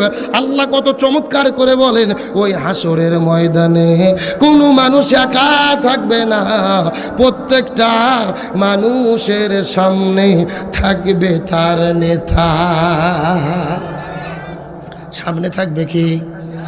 সাতক্ষীরা মুসলমান একটা বোঝার চেষ্টা করেন, হাসরের ময়দানে কিন্তু আপনি একা থাকবেন না, আমিও একা থাকবো না, প্রত্যেকটা মানুষের সামনে থাকবে তার নেতা। আল্লাহর আয়াতটা যদি ভালো করে বোঝার চেষ্টা করেন, খোলামেলা বলি, এই দেশের ভেতরে গত 16 বছরে আওয়ামী লীগ নামক যারা দল করেছে হাসরের ময়দানে দেখা যাবে তাদের সামনে প্রথম দাঁড়িয়ে যাবে বঙ্গবন্ধু শেখ মুজিবুর রহমান, তারপরে দাঁড়িয়ে যাবে 16 বছরের স্বৈরাচার কাঁঠাল রানী হাসিনা। এ কথা বলেন। এরপরে ওবায়দুল কাদের, তারপরে অন্যান্য কর্মীরা এই দেশের মধ্যে বিএনপি নামক যারা দল করে হাসরের ময়দানে দেখা যাবে তাদের সামনে প্রথম দাঁড়িয়ে যাবে শহীদ প্রেসিডেন্ট জিয়াউর রহমান, তারপরে দাঁড়িয়ে যাবে ম্যাডাম খালেদা জিয়া, তারেক জিয়া, মির্জা ফখরুল ইসলাম আলমগীর। এই দেশের ভেতরে যারা চরমোনাই পীরের মুরিদ হয়েছে হাসরের ময়দানে দেখা যাবে তাদের সামনে প্রথম দাঁড়িয়ে যাবে মরহুম পীর সাহেব হুজুর, তারপরে মুফতি ফয়জুল করিম, রেজাউল করিম, অন্যান্য মুরিদেরা। এই দেশের মধ্যে জাতীয় পার্টি নামক যারা দল করে তাদের সামনে প্রথম দাঁড়িয়ে যাবে হোসাইন মোহাম্মদ এরশাদ, তারপরে রৌশন এরশাদ, তারপরে জিএম কাদের, অন্যান্য কর্মীরা। এই দেশের মধ্যে জামাত ইসলাম নামক যারা দল করে হাসরের ময়দানে দেখা যাবে তাদের সামনে প্রথম দাঁড়িয়ে যাবে এই দলের প্রতিষ্ঠাতা আল্লামা সৈয়দ আবুল আলা মওদুদী রাহিমাহুল্লাহ, তারপরে মাওলানা মতিউর রহমান নিজামী, অধ্যাপক গোলাম আজম, তারপরে দাঁড়িয়ে যাবে কোরআনের পাখি শহীদ আল্লামা দেলোয়ার হোসাইন সাইদি, এরপরে আমির জামাত ডাক্তার শফিকুর রহমান, তারপরে অন্যান্য নেতা, তারপরে কর্মীরা। তার মানে আয়াতটা আমি আপনাদের বোঝানোর চেষ্টা করতেছি, এই দুনিয়ার মধ্যে যে যেই দল করবে ওই দলের নেতাকেই কিন্তু হাসরের ময়দানের সামনে পাবে। আল্লাহর আয়াতটা নিজের জীবনের সঙ্গে মিল করার চেষ্টা করেন। এই দুনিয়ার ভেতরে এমন নেতার পেছনে আপনি ঘুরেছেন যেই নেতা জনগণের চাল ডাল গম চুরি করে খায়, রাস্তা করার দায়িত্ব পাইলে রড বালু সিমেন্ট চুরি করে খায়, ব্রিজ করার দায়িত্ব পাইলে রডের বদলে বাঁশ ঢুকে দেয়, দেশের টাকা চুরি করে বিদেশের মধ্যে নিয়ে যায়, আলেমদের জেলে বন্দি করে, কোরআনের নীতিবাদে বাপদাতার নীতিতে দেশ পরিচালনা করে, CNG stand, bus stand, tempo stand দখল করে চাঁদাবাজি করে। এমন দল যদি আপনারা করেন আর এমন নেতার পেছনে যদি ঘোরেন, আল্লাহর কোরআন বলতেছে তাহলে আপনারা ধরা খাইয়ে বসে আছেন। এ জোরে বলেন, জোরে বলেন। এ নেতা মানা দুনিয়ার বিষয় নয়। এই দুনিয়াতে আপনি যাকে নেতা মানবেন হাসরের ময়দানে তাকে আপনি সামনে পাবেন। এখন হাসরের ময়দানে ভালো মানুষদেরকে, আলেমদেরকে সামনে পেতে চান, নাকি CNG stand, bus stand, tempo stand দখলকারী চাঁদাবাজদেরকে সামনে পেতে চান? বাড়িতে যাওয়ার পরে বিছানাতে শুয়ে বইয়ের সাথে চিন্তা ভাবনা করে ভালো করে বুঝে শুনে সিদ্ধান্ত নেবেন। কতক্ষণ না, কমিটি আমাকে হাতের মধ্যে লাঠি দেয়নি যে আপনাদের মারিয়ে মারিয়ে আমি ওয়াজ বুঝাবো না। আমার দায়িত্ব হলো কোরআনের বক্তব্য দেওয়া, মানা না মানা আপনাদের ব্যাপার। তাহলে চিৎকার করে বলেন, আখেরাত ভালো করার জন্য এই দুনিয়ার ভেতরে ভালো নেতার পিছনে ঘোরার দরকার আছে না নাই? গভীর মনোযোগ লক্ষ্য করুন। আজকে দেখলাম শাহবাগের চত্বরে মিছিল হচ্ছে 5-9-8 তুমি বলার কে? মানে মহিলারা 5 ঘন্টা কেন কাজ করবে, 8 ঘন্টাই করুক, সমস্যা কি?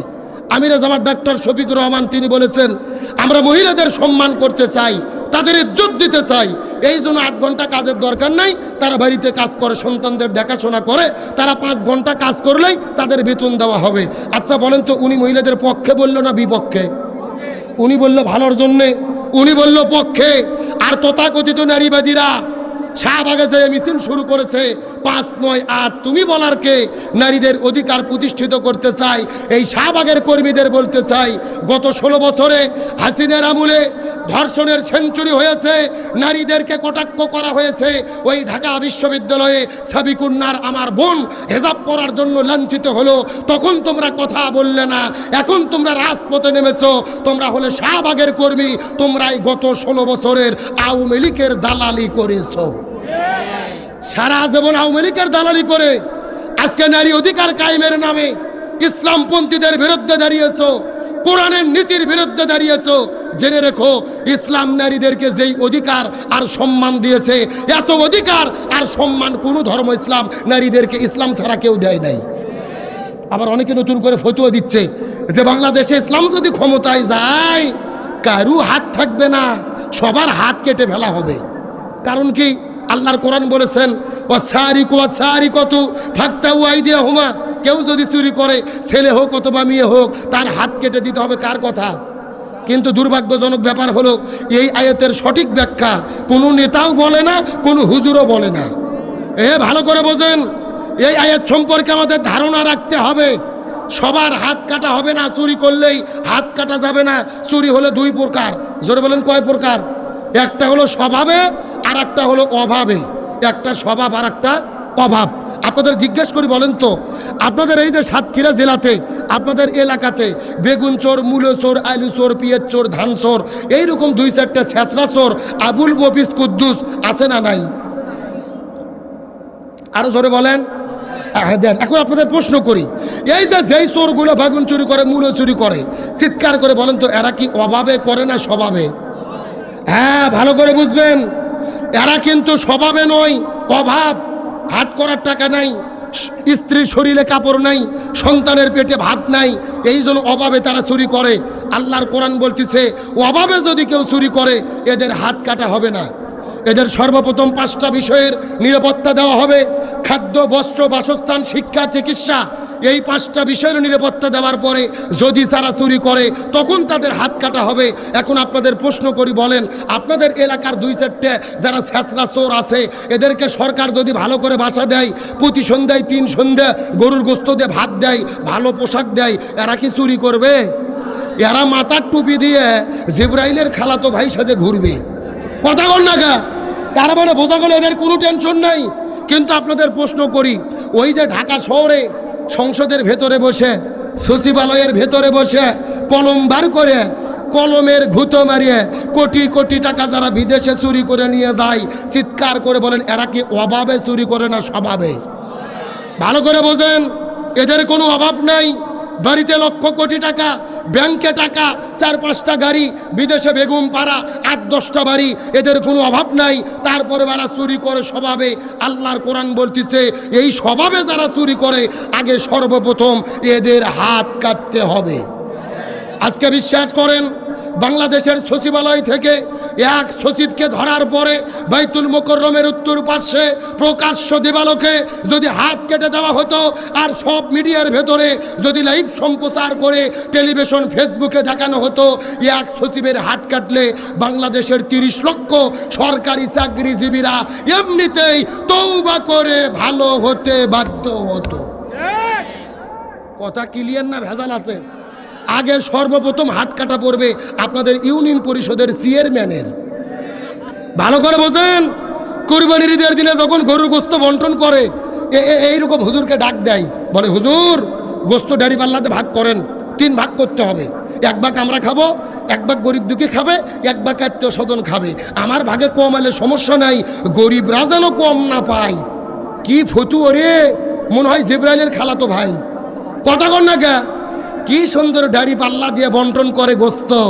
আবার ঈদের 3 দিন পরে গরিবদের চাল আর গম বন্টন শুরু হয়েছে ইউনিয়ন পরিষদে।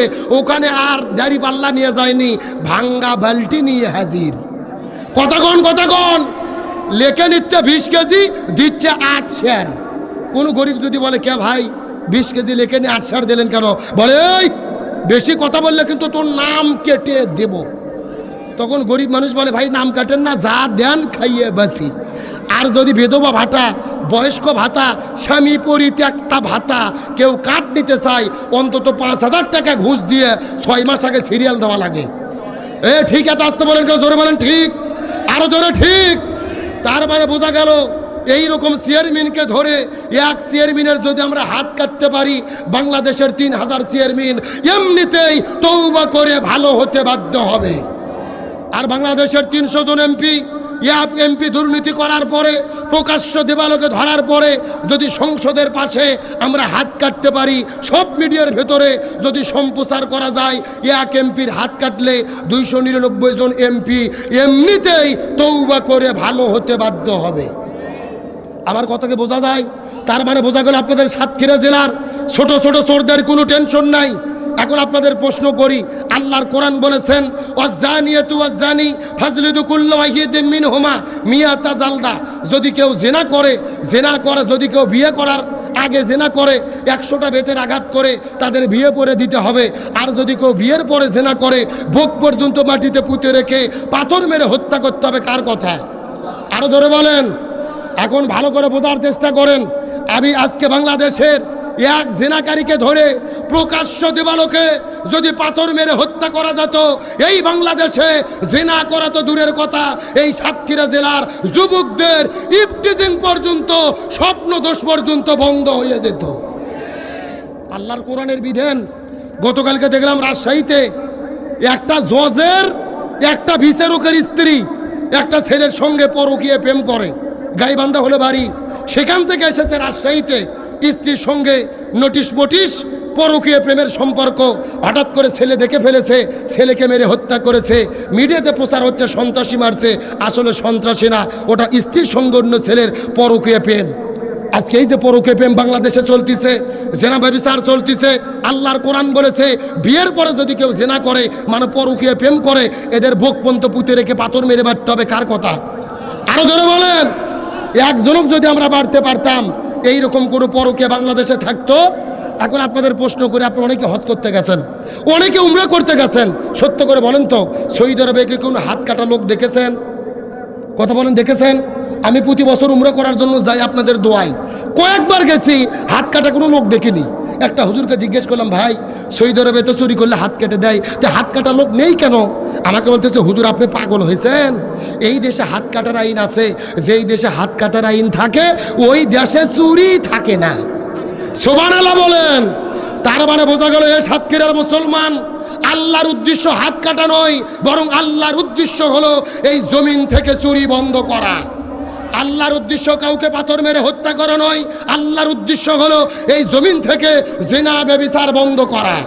সুতরাং স্বাধীনতার 54 বছর চলে গেছে, একদল ক্ষমতায় এসেছে আর একদল বিদায় নিয়ে চলে গেছে, কেউ শান্তি দিতে পারেনি। সুতরাং বাংলাদেশে সুদ, ঘুষ, দুর্নীতি, চাঁদাবাজি, চুরি মুক্ত জান্নাতি পরিবেশে এই দেশের ভেতরে একটা কল্যাণকামী রাষ্ট্র গঠনের জন্য আগামীতে কোরআন দিয়ে বাংলাদেশ পরিচালিত হোক, এটাকে আপনারা চান? কারা কারা চান? দুটি হাত আল্লাহকে তুলে দেখান। আল কোরআনের আলো সংসদে আল হাদিসের আলো সংসদে লিল্লাহি তাকবীর। আল্লাহু আকবার। আপনাদের কি কষ্ট হচ্ছে? রাগ করতেছেন? আলোচনা কি আর কিছুক্ষণ চলবে? কারা কারা চলবে না হাত তোলেন। হ্যাঁ, এইবার বোঝা গেছে আপনার কয় নম্বর শ্রোতা।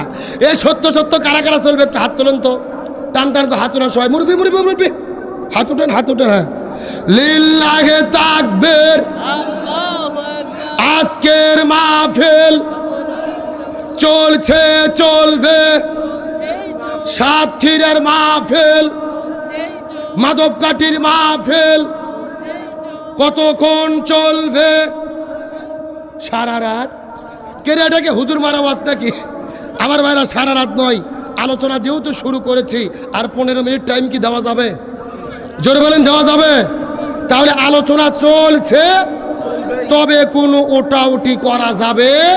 তাহলে চিৎকার করে বলেন, নবীজির জীবনকে অনুসরণ করা ফরজ করেছেন কে? আমার বন্ধুগণ, মুসলমান ভাইরা, গভীর মনোযোগ লক্ষ্য করুন। কোনো দিকে নজর নাই, কোনো দিকে তাকাতাকি নাই, কয়েকটা কথা বলার পরে বিদায় নিয়ে চলে যাওয়ার চেষ্টা করব। আল্লাহ নবীজির জীবনকে অনুসরণ করা ফরজ করে দিলেন। প্রথম নম্বর কারণ হলো নবীর মধ্যে শ্রেষ্ঠ আদর্শ। 2 নম্বর কারণটা কি? এর পিছনে কারণটা কি? আল্লাহ তাআলা কত চমৎকার করে কোরআনুল কারীমের মধ্যে বলেন, ওয়া ইন্নাকা লাআলা খুলুকিন আযীম। সূরা কলম 29 নম্বর পারা 3 নম্বর পৃষ্ঠার 12 নম্বর লাইন 4 নম্বর আয়াতে কারিমা তাফসীর ইবনে কাসিরের মধ্য থেকে বলতেছি, আল্লাহ তাআলা ডাক দিয়ে বলে, পৃথিবীর মানুষেরা ভালো করে বোঝার চেষ্টা করো। হযরত আদম আলাইহিস সালাম থেকে শুরু করে ঈসা রুহুল্লাহ পর্যন্ত যত নবী রাসূল জমিনের মধ্যে এসেছে, আমি কারো চরিত্রের সার্টিফিকেট দেই নাই, কিন্তু আমি আল্লাহ বলেছি, ওয়া ইন্নাকা লাআলা খুলুকিন আযীম। আমি নবীর জীবনের ভেতরে শ্রেষ্ঠ চরিত্র দান করেছি।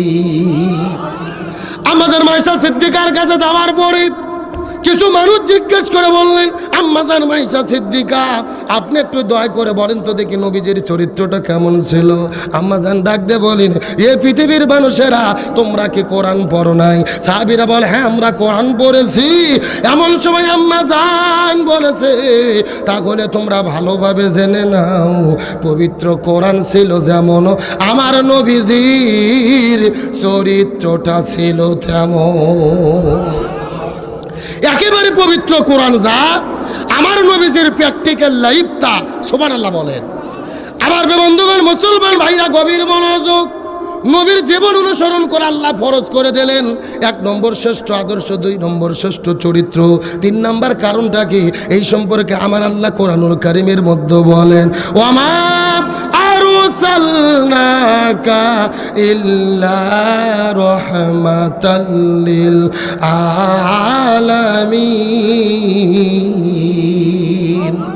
সূরা আম্বিয়া 17 নম্বর পারার 13 নম্বর পৃষ্ঠার 6 নম্বর লাইন 107 নম্বর আয়াতে কারিমা তাফসীরে ফি জিলালিল কোরআন আল্লামা সৈয়দ কুতুব শহীদ রহমাতুল্লাহ আলাইহি বর্ণনা করে বলে, হে পৃথিবীর মানুষেরা, গভীর মনোযোগ।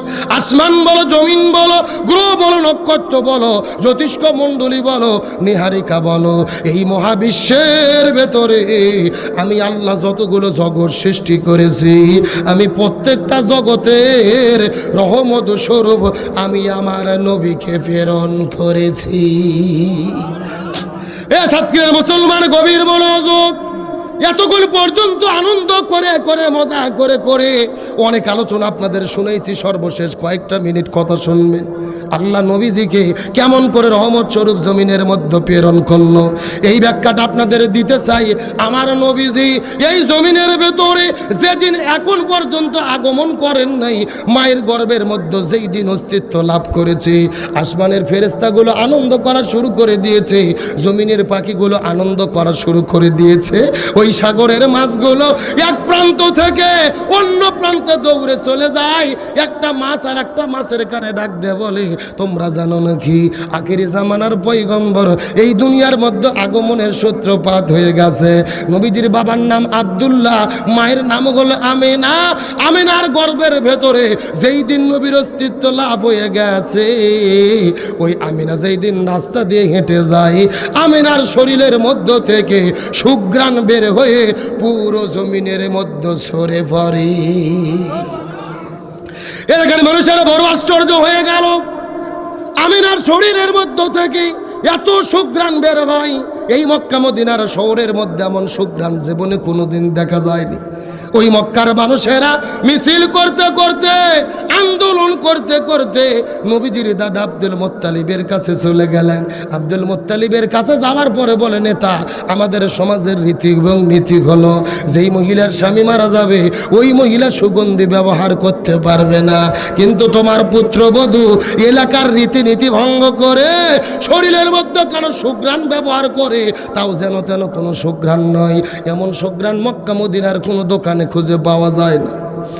আব্দুল মুত্তালিব স্ত্রীকে সঙ্গে করে নিয়ে আমিনার কাছে যাওয়ার পরে ডাকতে বলে, আমিনা, এ পুত্রবধূ মা, তুই কি আমাদের নাক কান গলাগুলোকে তুই কেটে ফেলবি রে মা?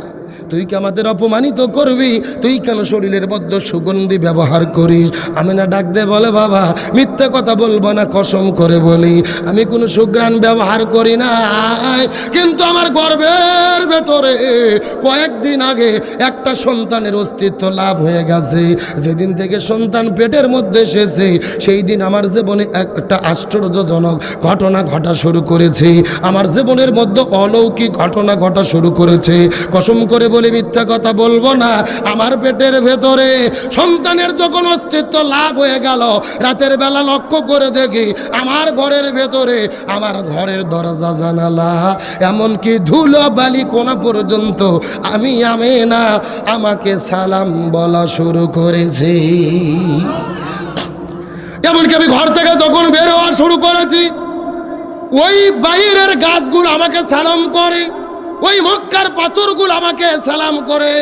মিথ্যা কথা বলবো না, গর্ভের মধ্যে যখন আমার সন্তান অস্তিত্ব লাভ হয়ে গেল, আমি লক্ষ্য করে দেখি আল্লাহর পক্ষ থেকে 12 জন ফেরেশতা আগমন করেছে।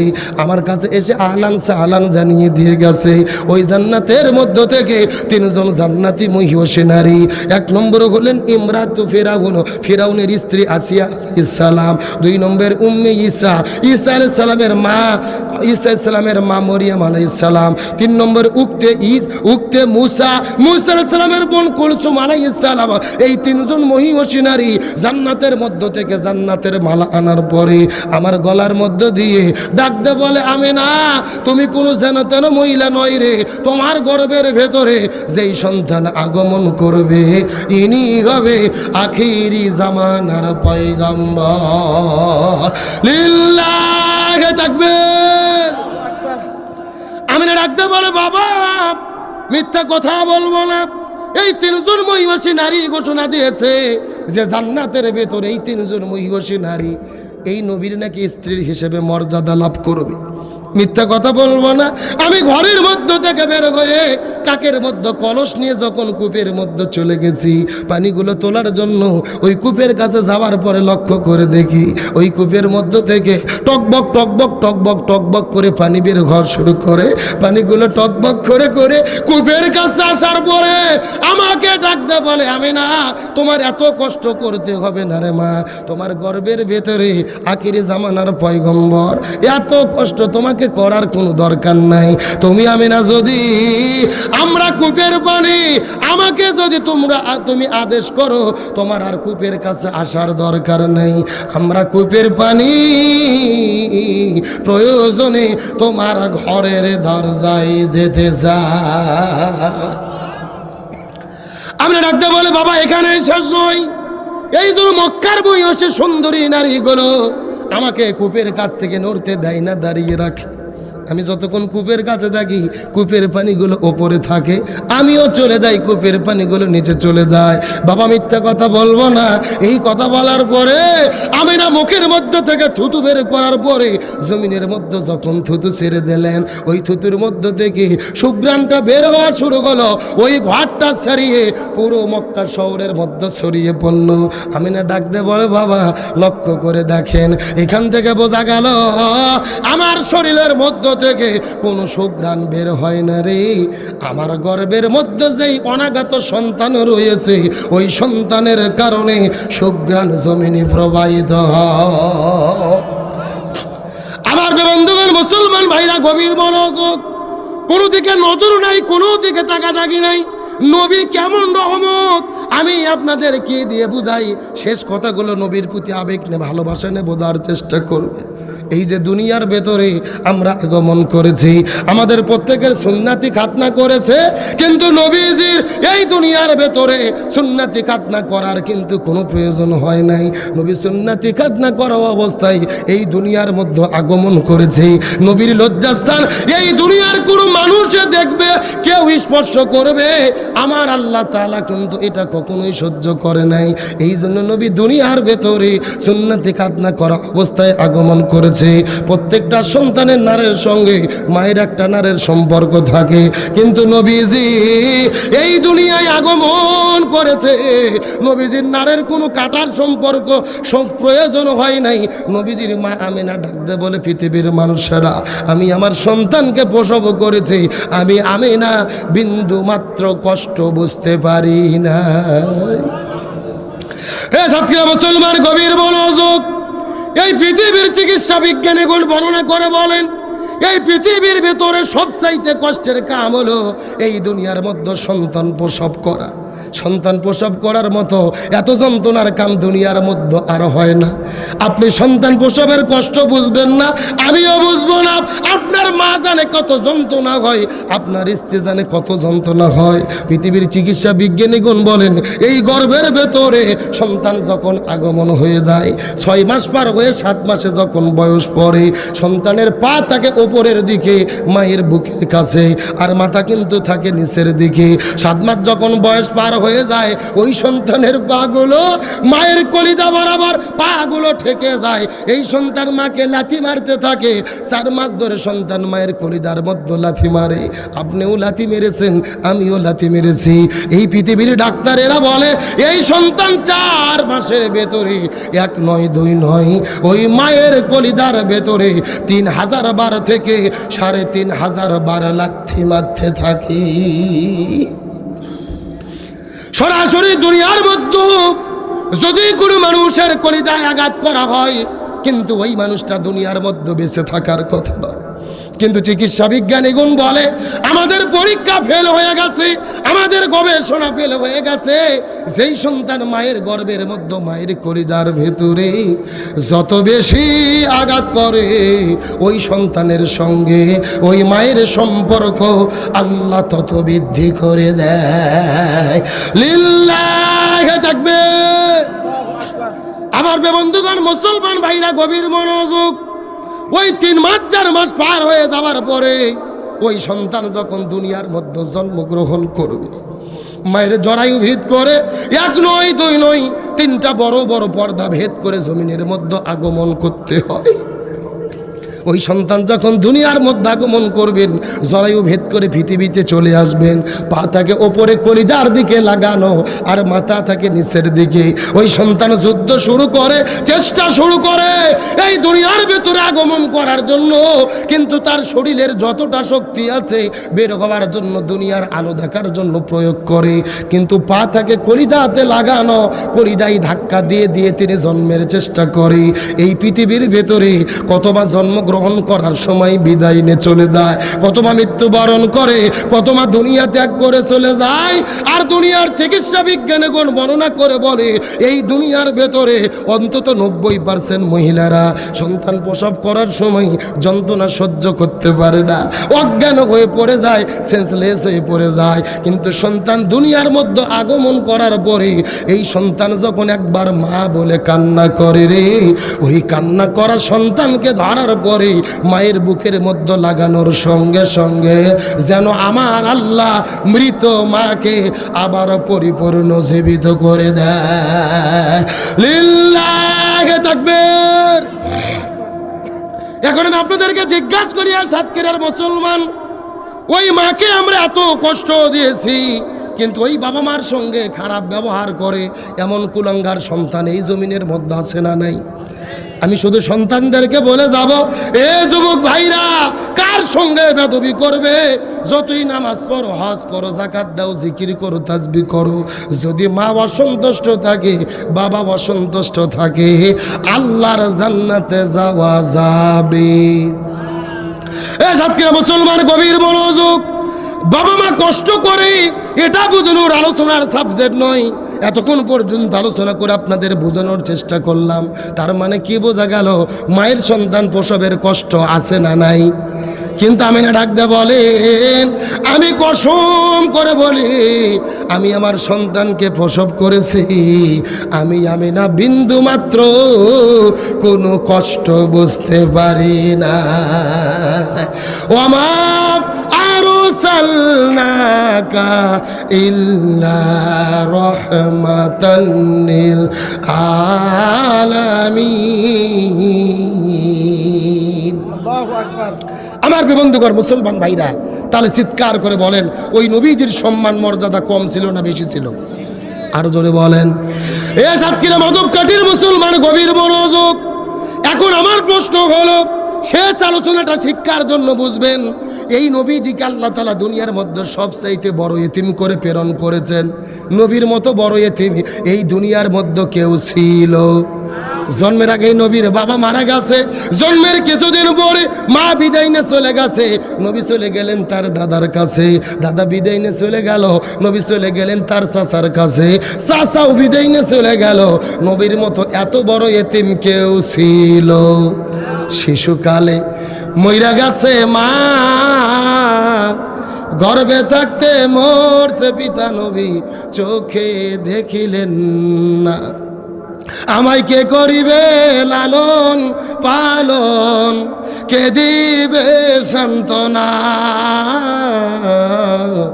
এই দুনিয়ার বড় এতিম নবী ছিলেন একজনা।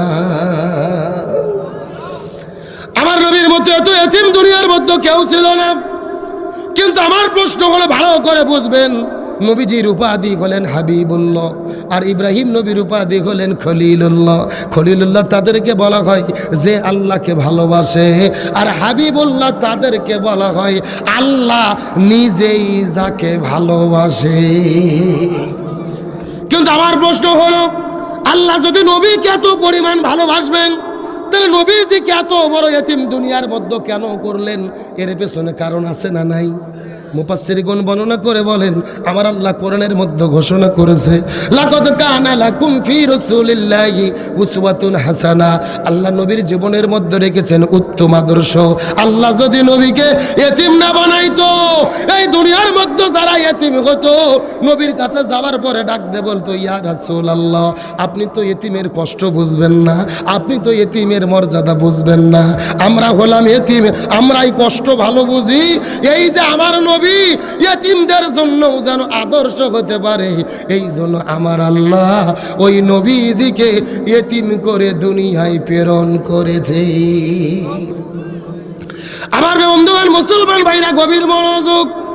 ওই নবীর বাবা মা দাদা বিদায় নিয়ে চলে যাওয়ার পরে নবীজির চাচা আবু তালিব নবীজিকে বাড়ির মতো থাকতে দিলেন, সন্তানের মতো লালন পালন করলেন, খাবারের মতো খাদ্য দিলেন, পোশাক পরার মতো পোশাক দিলেন। কিন্তু আপনাদের জিজ্ঞাসা করি, বলেন তো, ওই নবীজির চাচা আবু তালিব কি জান্নাতে যেতে পারবে?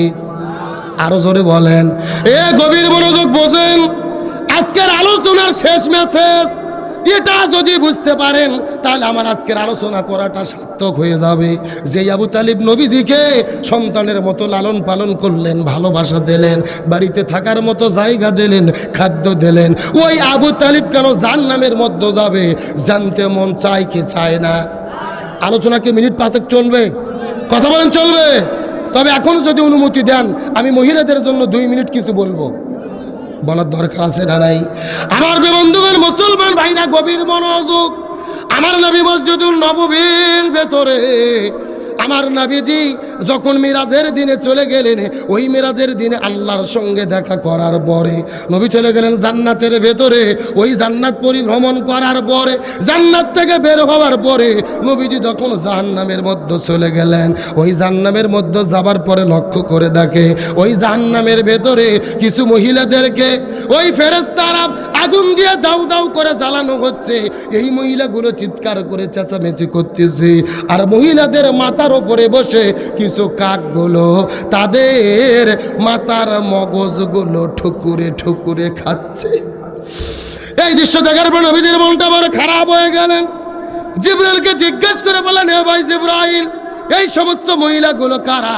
যেই মহিলাগুলোকে জাহান্নামের মধ্যে ফেলে দেওয়া হয়েছে, যেই মহিলাগুলো ওই জাহান্নামের মধ্যে পড়তেছে, আর এই কাকগুলো মাথার মগজগুলো ঠুকুরে ঠুকুরে খাচ্ছে, এই মহিলাগুলোর পরিচয় জানতে চায়।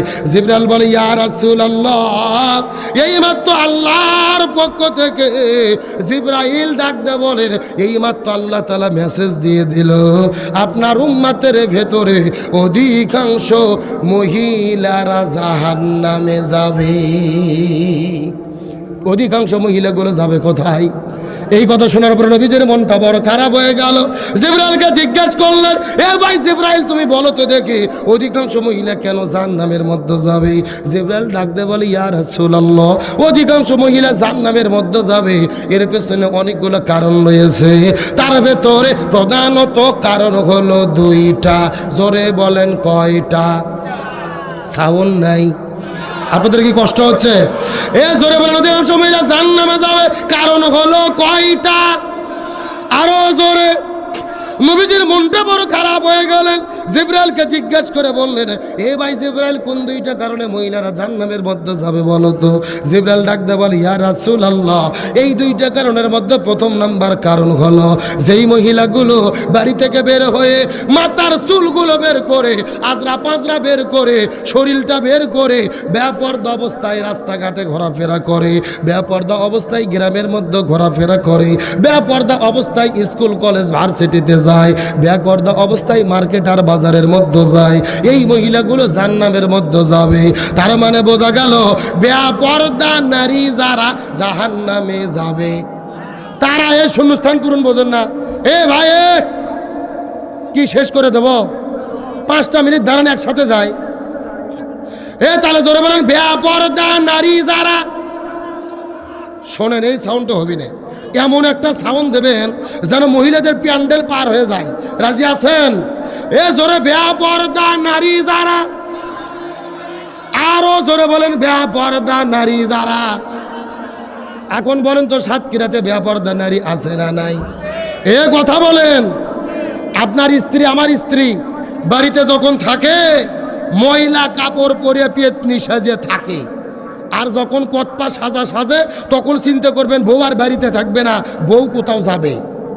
আর যখন একবারে সাজগুজ করে পরিমণির মতো মমতাজ মার্কা সাজ দিয়ে হাই হিল পরে কিলকিল করে রূপবানে নাচে, কোমর দোলাইয়া ঝাঁকি দিয়ে রাস্তাতে হেঁটে যায়, 10 বিঘা দূরে থেকে বৃদ্ধ চাচা বুড়ো মানুষ আছে বলে, কার বউ যায় রে, কার বউ যায় রে। কতক্ষণ যদি চাচাক বলা হয়, কেবা চাচা আপনিও? চাচা বলে, বয়স বেশি হয়েছে, মন তো বুড়ো হয়নি। এ শোনেন, ওই চাচার কোনো দোষ নাই, সাতক্ষীরা জেলার যুবকদের কোনো দোষ নাই, দোষ হলো বেপরদা নারীর। মা বোনেরা যদি পর্দা করতো তাহলে এই রকম ঘটনা ঘটতো। ভালো করে বোঝেন, আপনাদের এই মাধবকাঠি এলাকার আপনাদের গ্রামের একটা সুন্দরী মেয়ে, 20 বছর বয়স হলো, 20 বছর, কয় বছর? 20 বছরের সুন্দরী মেয়ে যদি সুন্দর করে পর্দা করে, হেজাব করে, হাত ঢাকা, পাও ঢাকা, মুখ ঢাকা, পেট ঢাকা, পুরো শরীর কালো বরকাতে ঢাকা, যদি আপনাদের মাধবকাঠি বাজার দিয়ে হেঁটে যায়, যুবকেরা কি বলবে? বলবে, আসসালামু আলাইকুম খালাম্মা, কেমন আছেন? কতক্ষণ আগা। তার কারণ ভেতরে যে জিনিসটা কি বোঝা যাচ্ছে না। কিন্তু আপনার বইয়ের যদি 40 বছরের বুড়ি হয়, 40 বছরের বুড়ি একেবারে মমতাজ মার্কা ড্রেস পরে পর্দার বাহিরে হাই হিল পরে কিলকিল করে মমতাজের মতো যদি হাঁটে যায়, যুবকেরা যাওয়ার পরে কি খালা বলবে? বলবে, আসসালামু আলাইকুম আপা, কিছুক্ষণ পরে খেপা। এ কথা কোন? তার মানে বোঝা গেল মহিলারা যদি যুবকদের কাছে ভালো ব্যবহার পেতে চায়, আগে সর্বপ্রথম তাদেরকে পর্দার ভেতরে ঢুকতে হবে। হেজাব ছাড়া, পর্দা ছাড়া কোনো মহিলা নিরাপত্তা আর পুরুষদের কাছে সম্মান পেতে পারে? তাহলে চিৎকার করে বলেন, বেপরদা নারী যারা। আরো জোরে বলেন, বেপরদা নারী যারা। আমার বন্ধুগণ, মুসলমান ভাইরা গভীর মনোযোগ। আমার নবী যে জিবরাইলকে জিজ্ঞাসা করলেন, এ ভাই জিবরাইল 2 নম্বর কারা জাহান্নামের মধ্যে যাবে বলো তো দেখি? জিবরাইল ডাক দিয়ে বলে, ইয়া রাসূলুল্লাহ, 2 নম্বর হলো ওই প্রকার মহিলাগুলো যেই মহিলাগুলো স্বামীর খেদমত করে না, স্বামীর কথা মতো চলে না, স্বামীর কথা মতো জীবন পরিচালনা করে না, এই মহিলাগুলো জাহান্নামের মধ্যে চলে যাবে। এই কথার দ্বারা বোঝা গেল এই দুনিয়ার ভেতরে স্বামীর অবাধ্য স্ত্রী যারা জাহান্নামে যাবে। চিৎকার করে বলেন, বেপরদা নারী যারা, স্বামীর অবাধ্য স্ত্রী যারা। আমার বন্ধুগণ, মুসলমান ভাইরা গভীর মনোযোগ। আমি আলোচনা শেষের দিকে নিয়ে যাব, তবে মা বোনদের বিদায় নেওয়ার আগে একটা মিনিটের মধ্যে সত্য একটা ঘটনা বলতে চাই। এই পাকিস্তান দেশের ভেতরে বাস্তব একটা সত্য ঘটনা ঘটে গেল। আল্লামা তারেক জামিল রহমতুল্লাহ আলাইহি তার কিতাবের মধ্যে ঘটনাটা বর্ণনা করে বলে, কয়েক বছর আগের ঘটনা। ওই পাকিস্তান করাচি শহরের ভেতরে একটা সুন্দরী মেয়ে দুনিয়া থেকে বিদায় নিয়ে চলে গেছে। ওই মেয়েটি বিদায় নেওয়ার পরে মানুষেরা যখন তার জন্য কবর খুঁড়তে চলে গেল, কবর খুঁড়তে খুঁড়তে লক্ষ্য করে দেখে ওই কবরের ভেতরে 1 নয় 2 নয় 99টা বিষাক্ত সাপ এসে হাজির হয়ে গেছে। এলাকার মানুষেরা বড় আশ্চর্য হয়ে গেলেন। এই দুনিয়ার মধ্যে কতদিন কবর খনন করেছি, কোনোদিন 99টা সাপ দেখতে পারে নাই, আজকে কেন সাপ চলে আসলো? প্রথম কবর বাদ দিয়ে 2 নম্বর কবর খনন করা শুরু করলেন। 2 নম্বর কবরের মধ্যেও 99টা সাপ এসেছে। 2 নম্বর কবর বাদ দিয়ে 3 নম্বর কবর খনন করা শুরু করলেন। ওই 3 নম্বর কবরের ভেতরে 99টা সাপ আসার পরে ওই পাকিস্তান দেশের মধ্যে হইচই পড়ে গেল। হাজার হাজার আলেমদেরকে মুফতিদেরকে ডাকা হলো, ফতুয়া দেন তো দেখি, 3টা কবর খনন করেছি, 3 কবরের মধ্যেই সাপ, এখন আমরা করব কি জানতে চাই। পাকিস্তান দেশের বড় বড় মুফতিরা মুহাদ্দিসেরা আলেমেরা বেলা ফতুয়া দিল, এ পৃথিবীর মানুষেরা একে একে 3টা কবর খনন করেছো, 3 কবরের ভেতরেই 99টা করে সাপ চলে এসেছে। এখান থেকে বোঝা গেল 3টা কবর কেন, 3000 কবর কেন, 3 লক্ষ কবর কেন? তোমরা যদি 3 কোটি কবর খনন করো কোনো লাভ হবে না রে। ওই মেয়েটি দুনিয়ায় যে পাপ করেছে, ওই পাপের কর্মফল তাকে কবরে ভোগ করতে হবে। এ সাতক্ষীরা মুসলমান বিদায়ের সময় বলে যায়, ওই মেয়েটি দুনিয়ার মধ্যে কি এমন পাপ করলেন, কি এমন অন্যায় করলেন, যেই পাপের কারণে কবরের মধ্যে 99টা সাপ এসেছে? জানতে মন চায় কি চায় না? আমি অবশ্যই বলবো, তবে এখন আমি চলে যাই আপনাদের আলোচনার দিকে। নবীজির চাচা আবু তালিব যাবে কোথায়? আরো জোরে বলেন। এ সাতক্ষীরা মুসলমান, যেই বিষয়টি বুঝানোর জন্য 2 ঘন্টা ধরে আপনাদের মধ্যে আলোচনা করলাম, শেষ কথাটা ভালো করে বোঝার চেষ্টা করবেন। নবীজির চাচা আবু তালিব নবীজিকে এত ভালোবাসলেন, সন্তানের মতো লালন পালন করলেন, তারপরেও তিনি কেন জাহান্নামের মধ্যে যাবে? কথাটা ভালো করে বোঝার চেষ্টা করবেন। নবীর চাচা আবু তালিব এই দুনিয়া থেকে যেদিন বিদায় না চলে যাবে, তার মৃত্যুর কিছু সময় আগে আস্তে করে নবীজি আবু তালিবের কাছে চলে গেলেন। যাওয়ার পরে ডাক দিয়ে বলে, চাচা একবার শুধু আপনি বলেন লা ইলাহা ইল্লাল্লাহ মুহাম্মাদুর রাসূলুল্লাহ, বলার কোনো দরকার নাই, শুধু আল্লাহকে স্বীকার করেন, আমি প্রয়োজনে হাসরের ময়দানে আল্লাহর সঙ্গে ঝগড়া করে আপনাকে জান্নাতে নিয়ে যাব। এ সাতক্ষীরা মুসলমান, কথার গুরুত্ব এখনো বোঝেন নাই।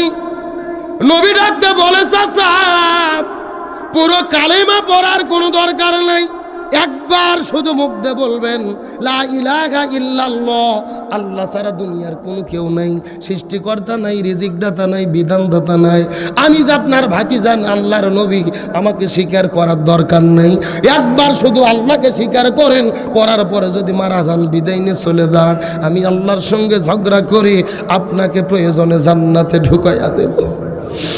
এই কথা বলার পরে আমাদের নবী যে কথা শোনার পরে আবু তালিব কালেমা পড়বেন প্রস্তুতি গ্রহণ করলেন, কিন্তু পাশেই ছিল আবু তালিব।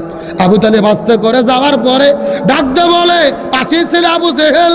আবু জেহেল আবু তালিবের কাছে যাওয়ার পরে ডাকতে বলে, ভাই আবু তালিব তুমি কি কালেমা পড়বা? সারা জীবন বাপ দাদার ধর্ম পালন করলা, মৃত্যুর সময় মুহাম্মাদের কথা শুনে বাপ দাদার ধর্ম ছাড়ে বাপ দাদার ধর্মে কি চুলকালি লাগাইয়া দেবা? তুমি খবরদার কালেমা পড়তে পারবা না, মুহাম্মাদের কথা শুনতে পারবা না। আবু জেহেলের কথা শোনার পরে আবু তালিব কালেমা পড়লেন না, এই দুনিয়ার মধ্য থেকে বিদায় নিয়ে চলে গেলেন। আমার নবী সিজদার মধ্যে চলে গেলেন, আউমাউ করে কান্না করে করে আল্লাহর কাছে দোয়া করে বলে, আল্লাহ আল্লাহ আপনি আমার চাচা আবু তালিবকে মাফ করে দেন, তাকে ক্ষমা করে দেন, তার নামটা জান্নাতের খাতায় লিখে দেন। নবী যখন দোয়া করা শুরু করেছে, আল্লাহর পক্ষ থেকে জিবরাইল আসার পরে বলে, ইয়া রাসূলুল্লাহ আপনি কার জন্য হাত তুলেছেন? আপনি দয়া করে হাত নামান।